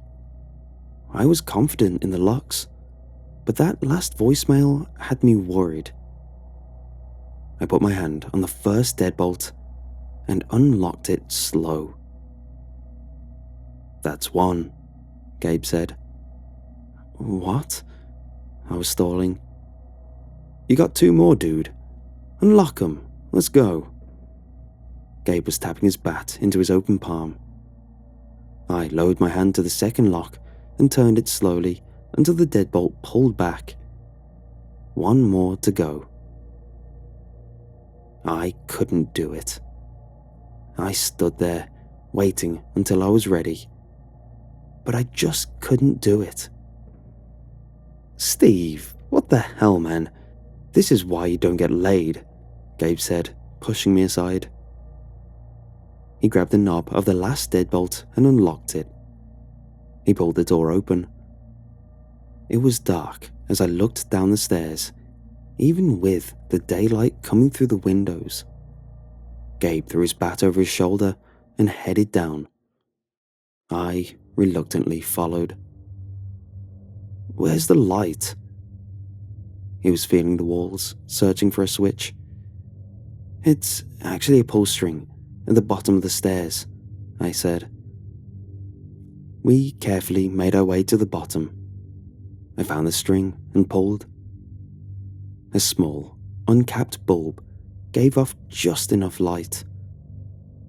The cellar was small and bare, aside from a boiler and a few random boxes. I realized I hadn't gone down there much at all, just to leave the boxes.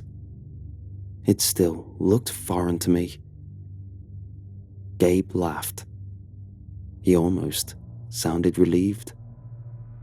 Steve, man, you sure about all this stuff you were telling me about? You think I'm losing it? No, it's just... there's nothing down here, he shrugged. I don't hear anything. Well, you're the one who said to come down here in the middle of the day. Not sure what you expected, big guy. I was annoyed. It wasn't nonsense. I opened some of the boxes. There were odds and ends inside. A few knitted blankets, some obscure ingredients, trinkets, jars. One of the jars contained dark dirt and moss. There were crumpled up white flowers with little red blotchy stains. It was innocent enough, if you didn't know any better. Well, whatever you are, leave my friend the hell alone. He isn't going anywhere. This is his house, not yours. Find some other poor schmuck to torment. He sounded cocky in a roundabout way. It was like he knew what the outcome would be. There goes brave Gabe, walking into fire to save the day. I'm sure it'll be fine. Just gotta let it know you aren't scared, like I said. We came down, showed our faces. We took away its power. I'm headed home to get ready for later. You relax, okay? I turned over the flap of the last cardboard box. An old music box was inside, along with a few scrolls wrapped in twine. The music box looked broken and covered in dirt. I looked back up at Gabe, checking the time on his phone. Yeah, well, I'm glad you showed it your face. You know, what were you going to do with a bat anyway? Beat a ghost to death? I couldn't help myself. Gabe had a way of making me cringe with his knight in shining armor bit. It was ridiculous. He didn't get it. He didn't want to get it. He just needed to say he was the hero again. Screw you, Steve. Get some rest, You look tired. I woke up in my bed to my phone buzzing on my nightstand. 3:33 a.m. Hello? Come downstairs, the voice whispered. Laughter and static filled the line. The carnival is ending soon, and you forgot to lock the door. I quickly jumped out of bed and ran down the stairs. A dim red light illuminated the hallway. The cellar was at the end. The door must have been open. Music played so loud it hurt my ears. The gas-powered sounds of a calliope filled the hall, with the smell of popcorn and cotton candy. Laughter burst down the hallway like a sonic boom. Pictures flew off the walls, barely missing me as they shattered. Voices called from me from down the hall. I felt drawn to them. Come see us, Stephen. The carnival is ending soon. You can't miss it. You forgot to lock the door. Come see us. I made my way to the cellar. The door was open wide. I was blinded by beams of red light from the bottom of the stairs. I heard a hearty laugh. Oh, Stephen, You made it." The ringleader greeted me at the stairs. He wore pinstripes. He held a cane with a crystal skull for a handle. His hat was tall and white, but dirty. He guided me over to a ticket booth against the stairs. A woman with an open wound across her neck sat on a stool inside. She handed me a ticket through a hole in the glass separating us. "Glad you can join us, Stephen. Enjoy." Her voice was airy. The games seemed to go on for miles. The cellar had no end. There were so many people playing. It was hot. The air had a strong scent of copper or iron. I could taste it. I couldn't see much through the fog, but I could make out the first game. A feat of strength. A tower lined with red lights stood miles high, through a large hole that went through the entire house, through the roof. I could see the night sky. There was a full blood moon. No stars. A tiny, stocky man with a lopsided face handed me a mallet. "You look like a strong guy. Strike the head, Stephen.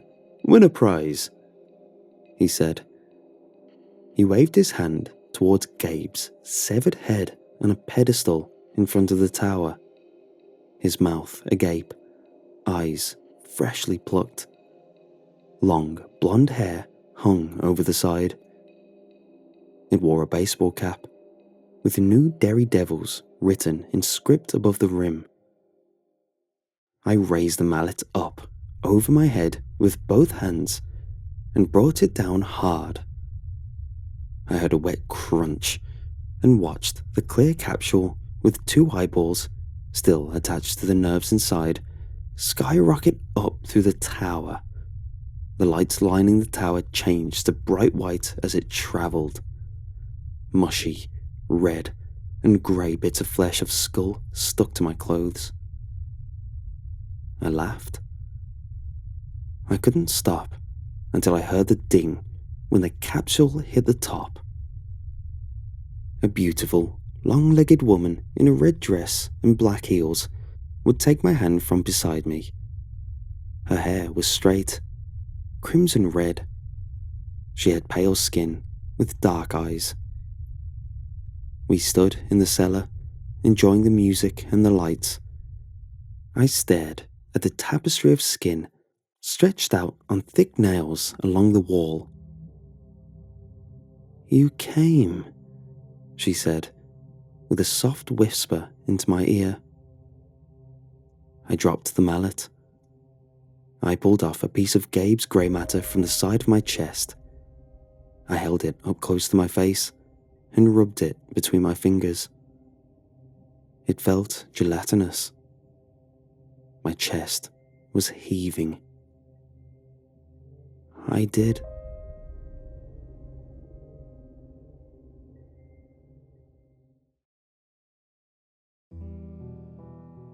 Every year, my family has our annual family game night. It's me, my brother, my sister, and my parents. The way we do things isn't exactly traditional. But when I first participated, I didn't know that. I am the youngest of my siblings. We must wait until we're a certain age in order to participate in game night. Seems kind of strange, needing an age requirement to play a family board game. Well, you see, that's the thing.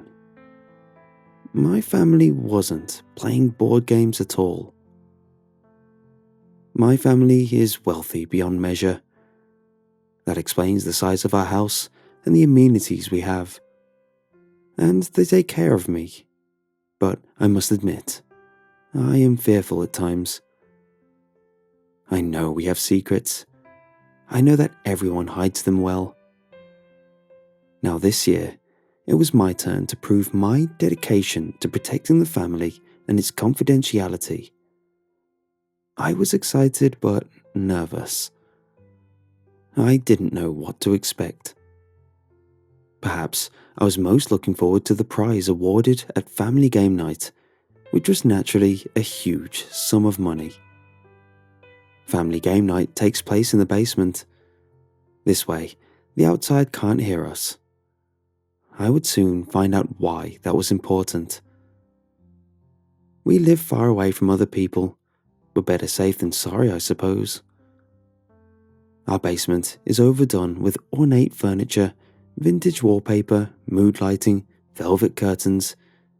We even have a fireplace down there. We call it the parlor room. The whole thing is kinda sexy, really. I'm confident my parents use this place for a little more than just family game night once a year. I don't want to imagine that though. I was allowed to go down there under the conditions that I do not touch the wheel.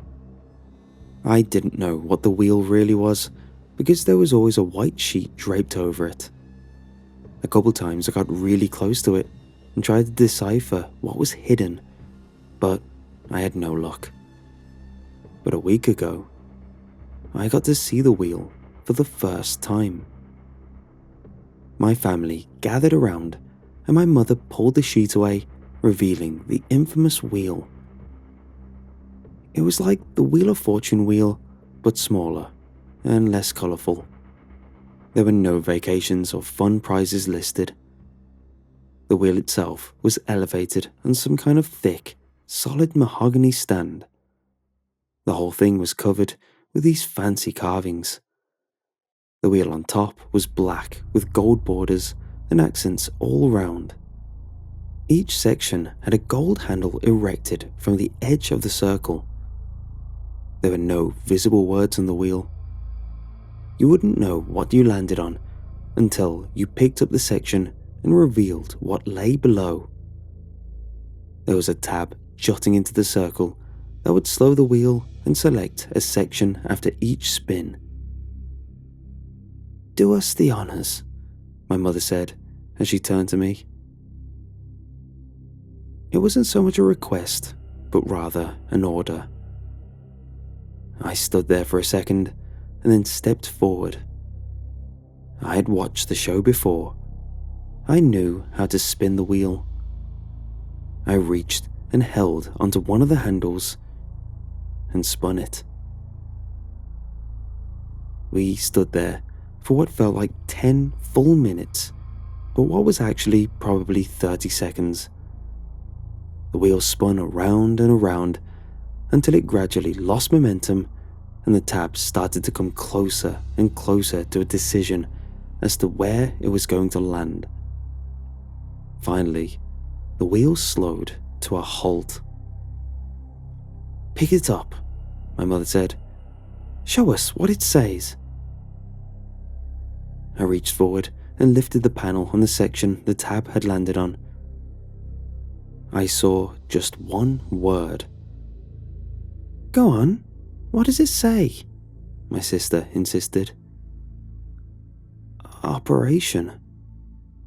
"Operation! We haven't played this one in years. Oh, Finnegan, that's easy work for you. We only need one this time. Off you go." "We have a butler. His name is Finnegan, and he has been loyal to us for decades. I believe the story goes that he was with my family back when my grandparents owned this house. He must be old, but he looks great for his age. He's actually quite handsome, but he's a pretty reserved man. I try to talk to him when I can, but we never get very far. I let him do his work. At this time of year, Finnegan's tasks are not that of a normal butler. I didn't know exactly what my mother sent him to get, but I would later learn that it was not a what, but whom. The week continued on as usual. Nothing out of the ordinary happened. My mother even baked cookies. She was a really good baker. She used these fun cookie cutter shapes to make them. There was a star, a moon, some circular ones. I even helped her bake this time. I wasn't close with my mom, but we could bond over little things like this. I still didn't know too much about her or her interests, but activities like these were baby steps, I guess. One night, the house was quiet. Just the usual creaks and groans from the stairwell. I was sitting on my bed when I heard the front door swing open. I crept over to the door in my room, which was already opened just a crack. I opened it a few more inches and listened. 2 men entered the house. They were both trying to muffle their own laughter as to not disturb the family. Okay. Come with me. Would you like a drink? Not that either of us really need another. I recognized that voice. It was Finnegan. He chuckled a bit as he spoke. The two must have had quite a time together. The man he was with responded, yes, and the two ventured farther into the house. I had nothing better to do, and I had never really seen Finnegan act this way, so I snuck downstairs to try and see what was going on. I found a hidden vantage point and watched the two interact. The man was sitting on the living room couch. His legs were crossed and he was leaning back, almost too comfortably in a house that wasn't his. Finnegan was over at the bar cart. He was preparing 2 Manhattans. He was an incredible, unofficial bartender. He added a bit of garnish and brought both glasses over to the man on the couch. He handed him one. "I'm glad you agreed to come over," Finnegan said as he sat on a couch opposite the stranger. "Well, how could I resist?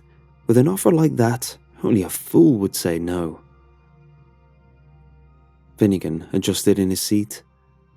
The two of them talked for a bit before Finnegan asked a disturbing question. "How old did you say you liked them?" "Young," the man chuckled. "But not too young. I have class, you know." Finnegan forced a smile. "Well, I think I might have just what you were looking for." Finnegan stood up and guided the man to the elevator. There were 2 ways of getting to the parlor room: the stairs and the elevator. Why did we have an elevator? I honestly have no idea. But we were wealthy, and I guess a vintage elevator fit right in. So Finnegan and the man entered the elevator, and I snuck over to the stairs. I waited for the doors to close before I would begin my descent. I walked down the stairs and saw my sister. She was tied to a chair, wearing lingerie. "What the?" I kind of yell-whispered. "What are you doing down here?" she yell-whispered back. "You can't be down here." "What are you doing? Who did this? Shh, they're coming." The elevator bell rang, which meant the doors were about to open. "You need to hide. They can't see you. Stay quiet." I dropped down and hid. I couldn't see much, but I could certainly hear everything. Finnegan and the man stepped out of the corridor. My, the man said. "Would you look at that?" I'm assuming he reached his hand forward to touch her, but was stopped when Finnegan said, No, you can look for now, but you can't touch. She's so well behaved." The man was creepy. If I didn't know it before, I knew now. "How much for her? How much are you offering?" Was Finnegan about to sell my sister to this man? I had no idea what was happening. Why did she tell me not to talk? Why didn't she want me to help her? The 2 men negotiated a deal. That was it. What had I done? Or not done, rather? I was scared and confused. Then, all of a sudden, I heard choking. The stranger was choking hard and dropped his glass. No one was doing anything to help him. I heard a thump. He must have fallen.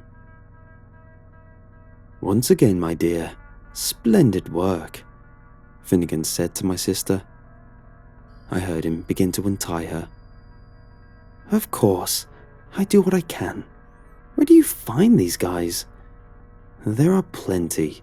You just have to know how to get into their circles." I laid there in silence, relieved. At least I knew that Finnegan wasn't a creep too. At least my sister was not being sold. Was I allowed to come out now? I didn't know. Honestly, I was too shocked to move. I just laid there, motionless. After about 20 minutes, Finnegan had gone. My sister came up to me. "What are you doing down here? You could have really messed things up." "I don't know. I heard Finnegan come in and I was curious. I don't really know what is going on." "I know you're confused, but all you need to know is that we found a bad man and now he's ours. We needed someone. We don't just grab any innocent person off the street. We aren't monsters." "I don't really understand what you're talking about. What's all this for?" I was so confused. "Game night," she replied. "It doesn't really matter right now. Just go to sleep. Just know that we are doing good things." I had a hard time falling asleep that night, but eventually I did, and a few days passed. During each of these days, Finnegan was especially busy. I knew this because I hardly saw him. He spent most of his time in the parlor. I had no idea what he was doing, but I assumed it had to do with the fact that there was a stranger in our house, a hostage that I and my sister knew about. I'm guessing my parents knew too, because my mother was the one who told Finnegan to get him in front of all of us. Either way, I was confused and freaked out. It was a week after I spun the wheel, and tonight was game night. My family ate a delicious meal that I helped my mother cook. There were 3 full courses. We lit candles to set the mood. Even Finnegan had emerged from the depths of the parlor to participate. We were presented with warm towelettes after it all, a treat we did not usually experience. This was because tonight was special. After dinner had concluded, Finnegan led us all to the parlor. The whole family followed him, and I was last. There were all these little quirks involved with family game night. As the newest member, I got to spin the wheel, and I had to be the last one to enter the parlor. And Finnegan had to be the first. We surrounded a table in the middle of the room. It was ornate and beautifully decorated, like the one on which the wheel was mounted. There was now a white cloth draped over this table instead. It was obvious what lay underneath. My mother did the honors of removing the cloth, much like how she did with the wheel. She really got a thrill out of doing this part. She gasped when she revealed the body on the table. I gasped too, except I was horrified. My mother and my family were in awe. I felt like I was going to throw up. "Finnegan, what beautiful work." My mother was delighted. "Oh, this is truly one of the best." "Of course, madame." He nodded and proudly accepted her approval. Oh, how incredible this is! My mother leaned in and examined every part. I don't know what usually happens at family game night, but after tonight, I know that it's dark. The man lying on the table was the man that Finnegan had brought home, except he was modified. He was laid bare with 12 holes in his body, 3 on his chest, 1 on each arm, 3 on his stomach, and 2 on each leg. The holes in his body were gouged open with something all too familiar. I recognized these metal shapes as the cookie cutters I had just used with my mother. Each cookie cutter had a cable clamped to the exterior. The wire attached to each clamp was hooked up to a big battery that rested behind the man's head. And finally, in the man's mouth was a ball gag, one of the red ones, and this too was modified into some sort of light source that attached to the battery. After I took all of this in, I understood what this family game night would entail. My family was about to play Operation. The rules of this game are as simple as can be, my father chanted. Use the tongs, he said as he raised the pair into the air, and pull out the objects within. My father then demonstrated the action on one of the man's stomach holes. But don't hit the metal. He deliberately hit the metal cookie cutter with the metal tongs, which sent a shock throughout the body of the stranger. He was strapped down, and his body shuddered as he felt the shock, and the light on the ball gag lit up. He was awake now. I don't know what was going through the man's head. Was he in shock? Did he truly understand what Finnegan had done with his body? His head was strapped down too, so he couldn't look down to see the truth. He screamed for a bit, or at least tried to scream, as he also avoided choking on his own saliva. His cries for help devolved into a whimper. Also, the anesthesia will wear off as the game progresses, so he will feel far more than just the shocks. This means that he might be a little more jumpy.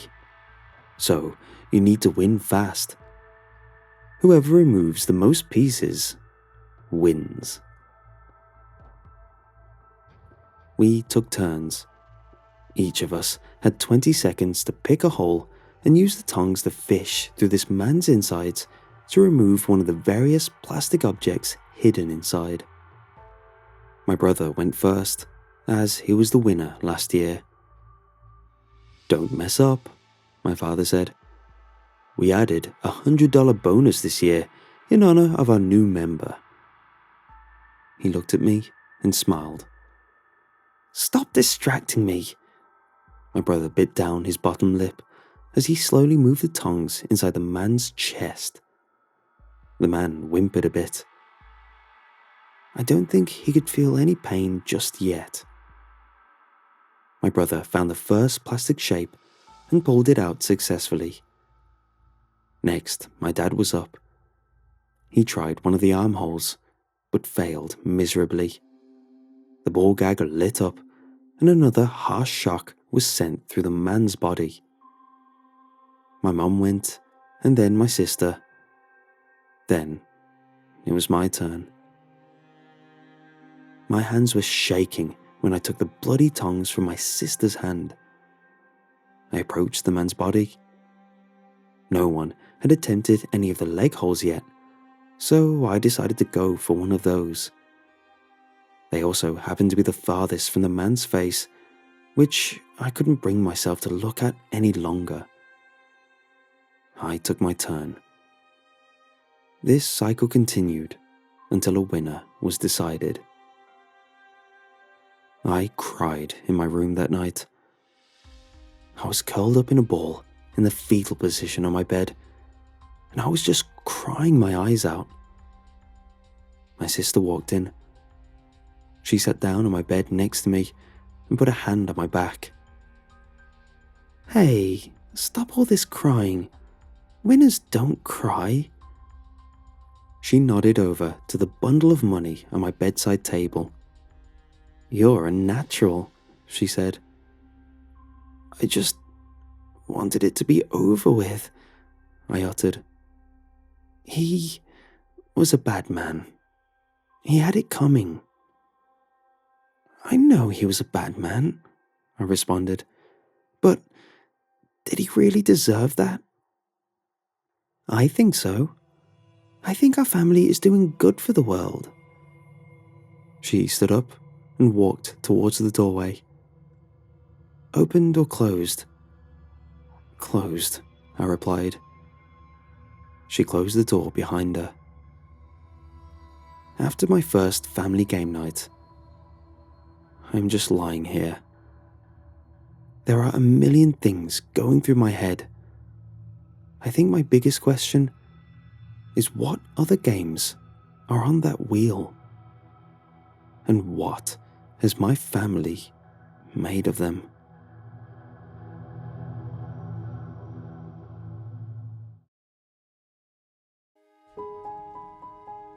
"You ever stare into a mirror for a long time?" Lacey asked out of the blue. No, I said, and continued aimlessly scrolling through the Netflix catalogue. "You have to try it." Lacey burst and clasped her hands together. She jumped up off the sofa and stood in front of me, her eyes brimming with excitement. It wasn't unlike her to get excited over the little things. She was a ball of energy. I was a bit of the opposite. I was the mellow one, the cynical one, though I prefer the term realist. "Why?" I asked. "I mean, what could be interesting about staring into a mirror?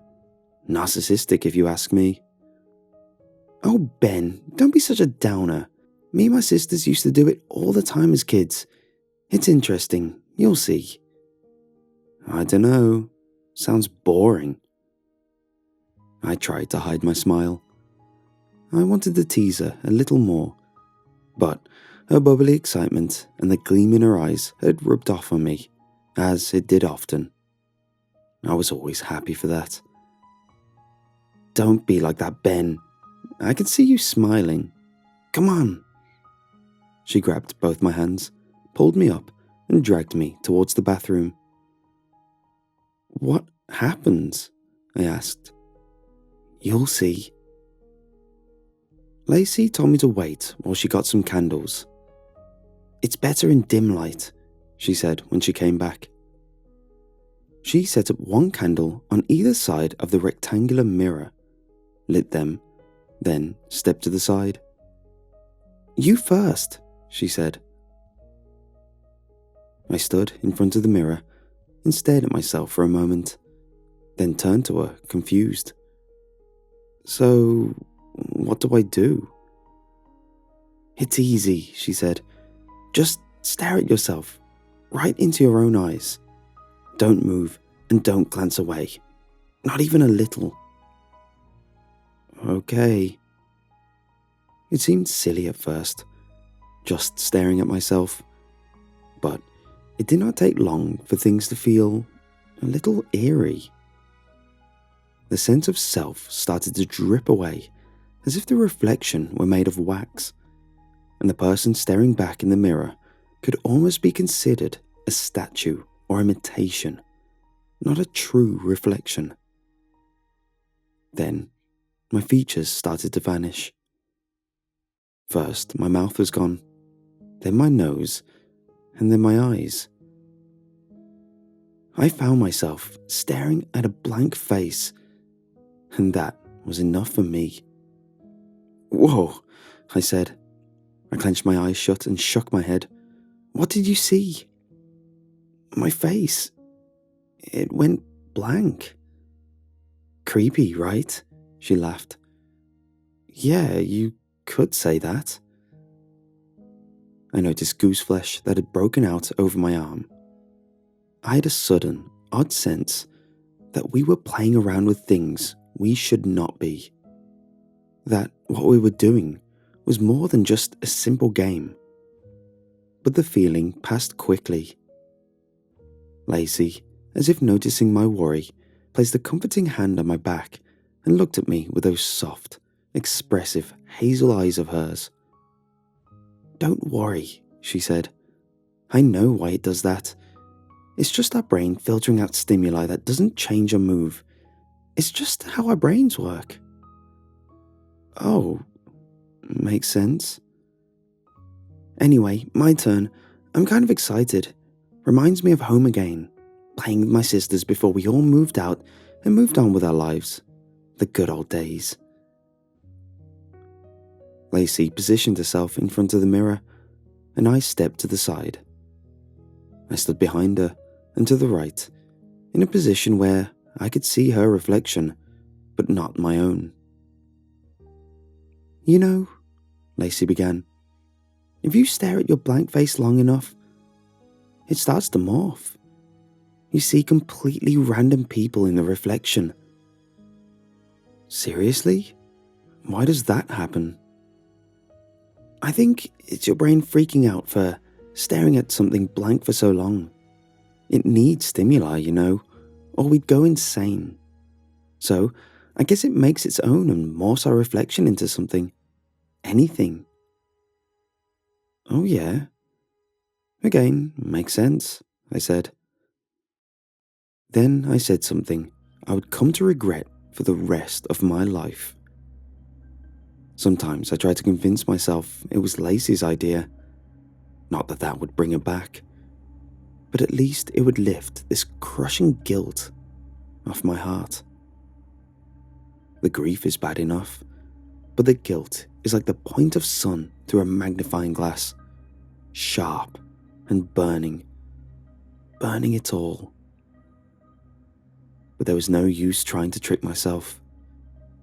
It was my idea. I had said it. "Have you ever tried this in the dark?" Lacey turned to me with a gasp, her eyes wide with excitement. "No, that'd be interesting." Before I could say more, she blew out the candles. The room went dark, the only light coming from the dancing bluish colours of the television down the hall and the pale moonlight creeping around the edge of the window curtain. I looked at Lacey in the mirror. Her face was in shadow, but her eyes shimmered silvery from the small bit of moonlight. We stood in silence for some time. I watched the mirror, strangely enthralled. Lacey stood still as a statue. Then it started to happen. The mirror changed. It was subtle, but I saw the mirror start to waver, like the reflective glass had become a body of water, a pond. Lacey's dark face warped in the fluid reflection. Her eyes went black, the light in them extinguished. The darkness spread out from her face, clouding outward like black dye dropped in water. It started to cover the entire mirror, hiding the reflection of our dim, palely lit bathroom. I opened my mouth to say something, but found I could not speak. I tried to walk toward the light switch, but found I could not move. Even my eyes were frozen in place, stuck in a trance, staring into the impossibly black ink that spread through the mirror. The darkness spread to the edges and spilled over into our world. It consumed the room around me, eating it away like a cancerous growth. I could see Lacey, in my periphery, get swallowed by the darkness. I tried to scream out for her, but no sound would escape my throat. My world became the darkness. The sensation of the cold tile beneath my feet vanished. The sounds of the cars passing by outside were gone. I was buoyed by a sensation of complete weightlessness. I tried to move my arms, my legs, anything, but I could not feel them. They did not exist in there. Nothing existed in there. No sight, no sound, no feeling, no nothing. It was as if the mirror had become absorptive instead of reflective and had sucked my mind into an abyss, into nothing. Pure nothing. I was floating in a vast, empty space, devoid of anything and everything. It was utter madness, a prison for the mind, with nothing for stimuli, nothing to look at, hear, feel, or focus on, not even my own breaths. I knew my mind would eat itself like a starved man turned cannibal. I could think of one thing to do. When I was young, I suffered from sleep paralysis. When I would wake up, frozen and numb, and a crushing weight in my chest, I would focus on wiggling my index finger. If I could just do that, I would break free of the sleep paralysis. So, in that abyss, I focused on wiggling my finger. It was strange at first, not being able to feel my finger at all, but I kept trying. If I could just wiggle it a little. I began to feel something slight, a sensation that my fingers were there, but only as a cloud of mist, a suggestion of something instead of the actual thing. The movement felt sluggish, but the sensation built and built, and finally, I could feel my finger as I should. I wiggled it in the dark, and the feeling flooded back, first to my other fingers, then to my hand, and then to my arm. It felt heavy. I wrenched it upward, and graciously, the world came crashing back. I collapsed to the floor, gasping for breath. I stood up, scrambled to the wall, and groped for the light switch. I squinted against the harsh, fluorescent light and looked at Lacey. It was too late for her. She stood in front of the mirror, shoulders slack and her head slightly cocked to the side. Her mouth hung agape and drool was creeping down her chin. Her eyes were dull and glazed over, vacant, gone. I shook her. I screamed and cried and yelled. I even slapped her. She did not respond. I don't know why I broke free, yet she couldn't. Maybe it's because I wasn't staring directly into my own face like she was. Maybe it's because I knew about the sleep paralysis trick and she did not. Either way, she lays in a hospital to this day, stuck in a comatose state. The doctors don't know what happened to her. It's like nothing they have ever seen, they say. But I know. I know what happened. I have not told anyone. I fear they would not believe me. I'm sure they would only call me insane. But I know what happened. I know that complex, bubbly, and lively mind is lost where I was lost, floating somewhere in that eternal abyss, that prison for eternity, stuck in that torture chamber of endless nothingness. Her mind is rotting. So, her body just lies there, in a hospital bed, comatose and wasting away, kept alive by machines, her eyelids stuck open. And worst of all, her eyes. Her once expressive, loving eyes, now glazed over and empty. Forever.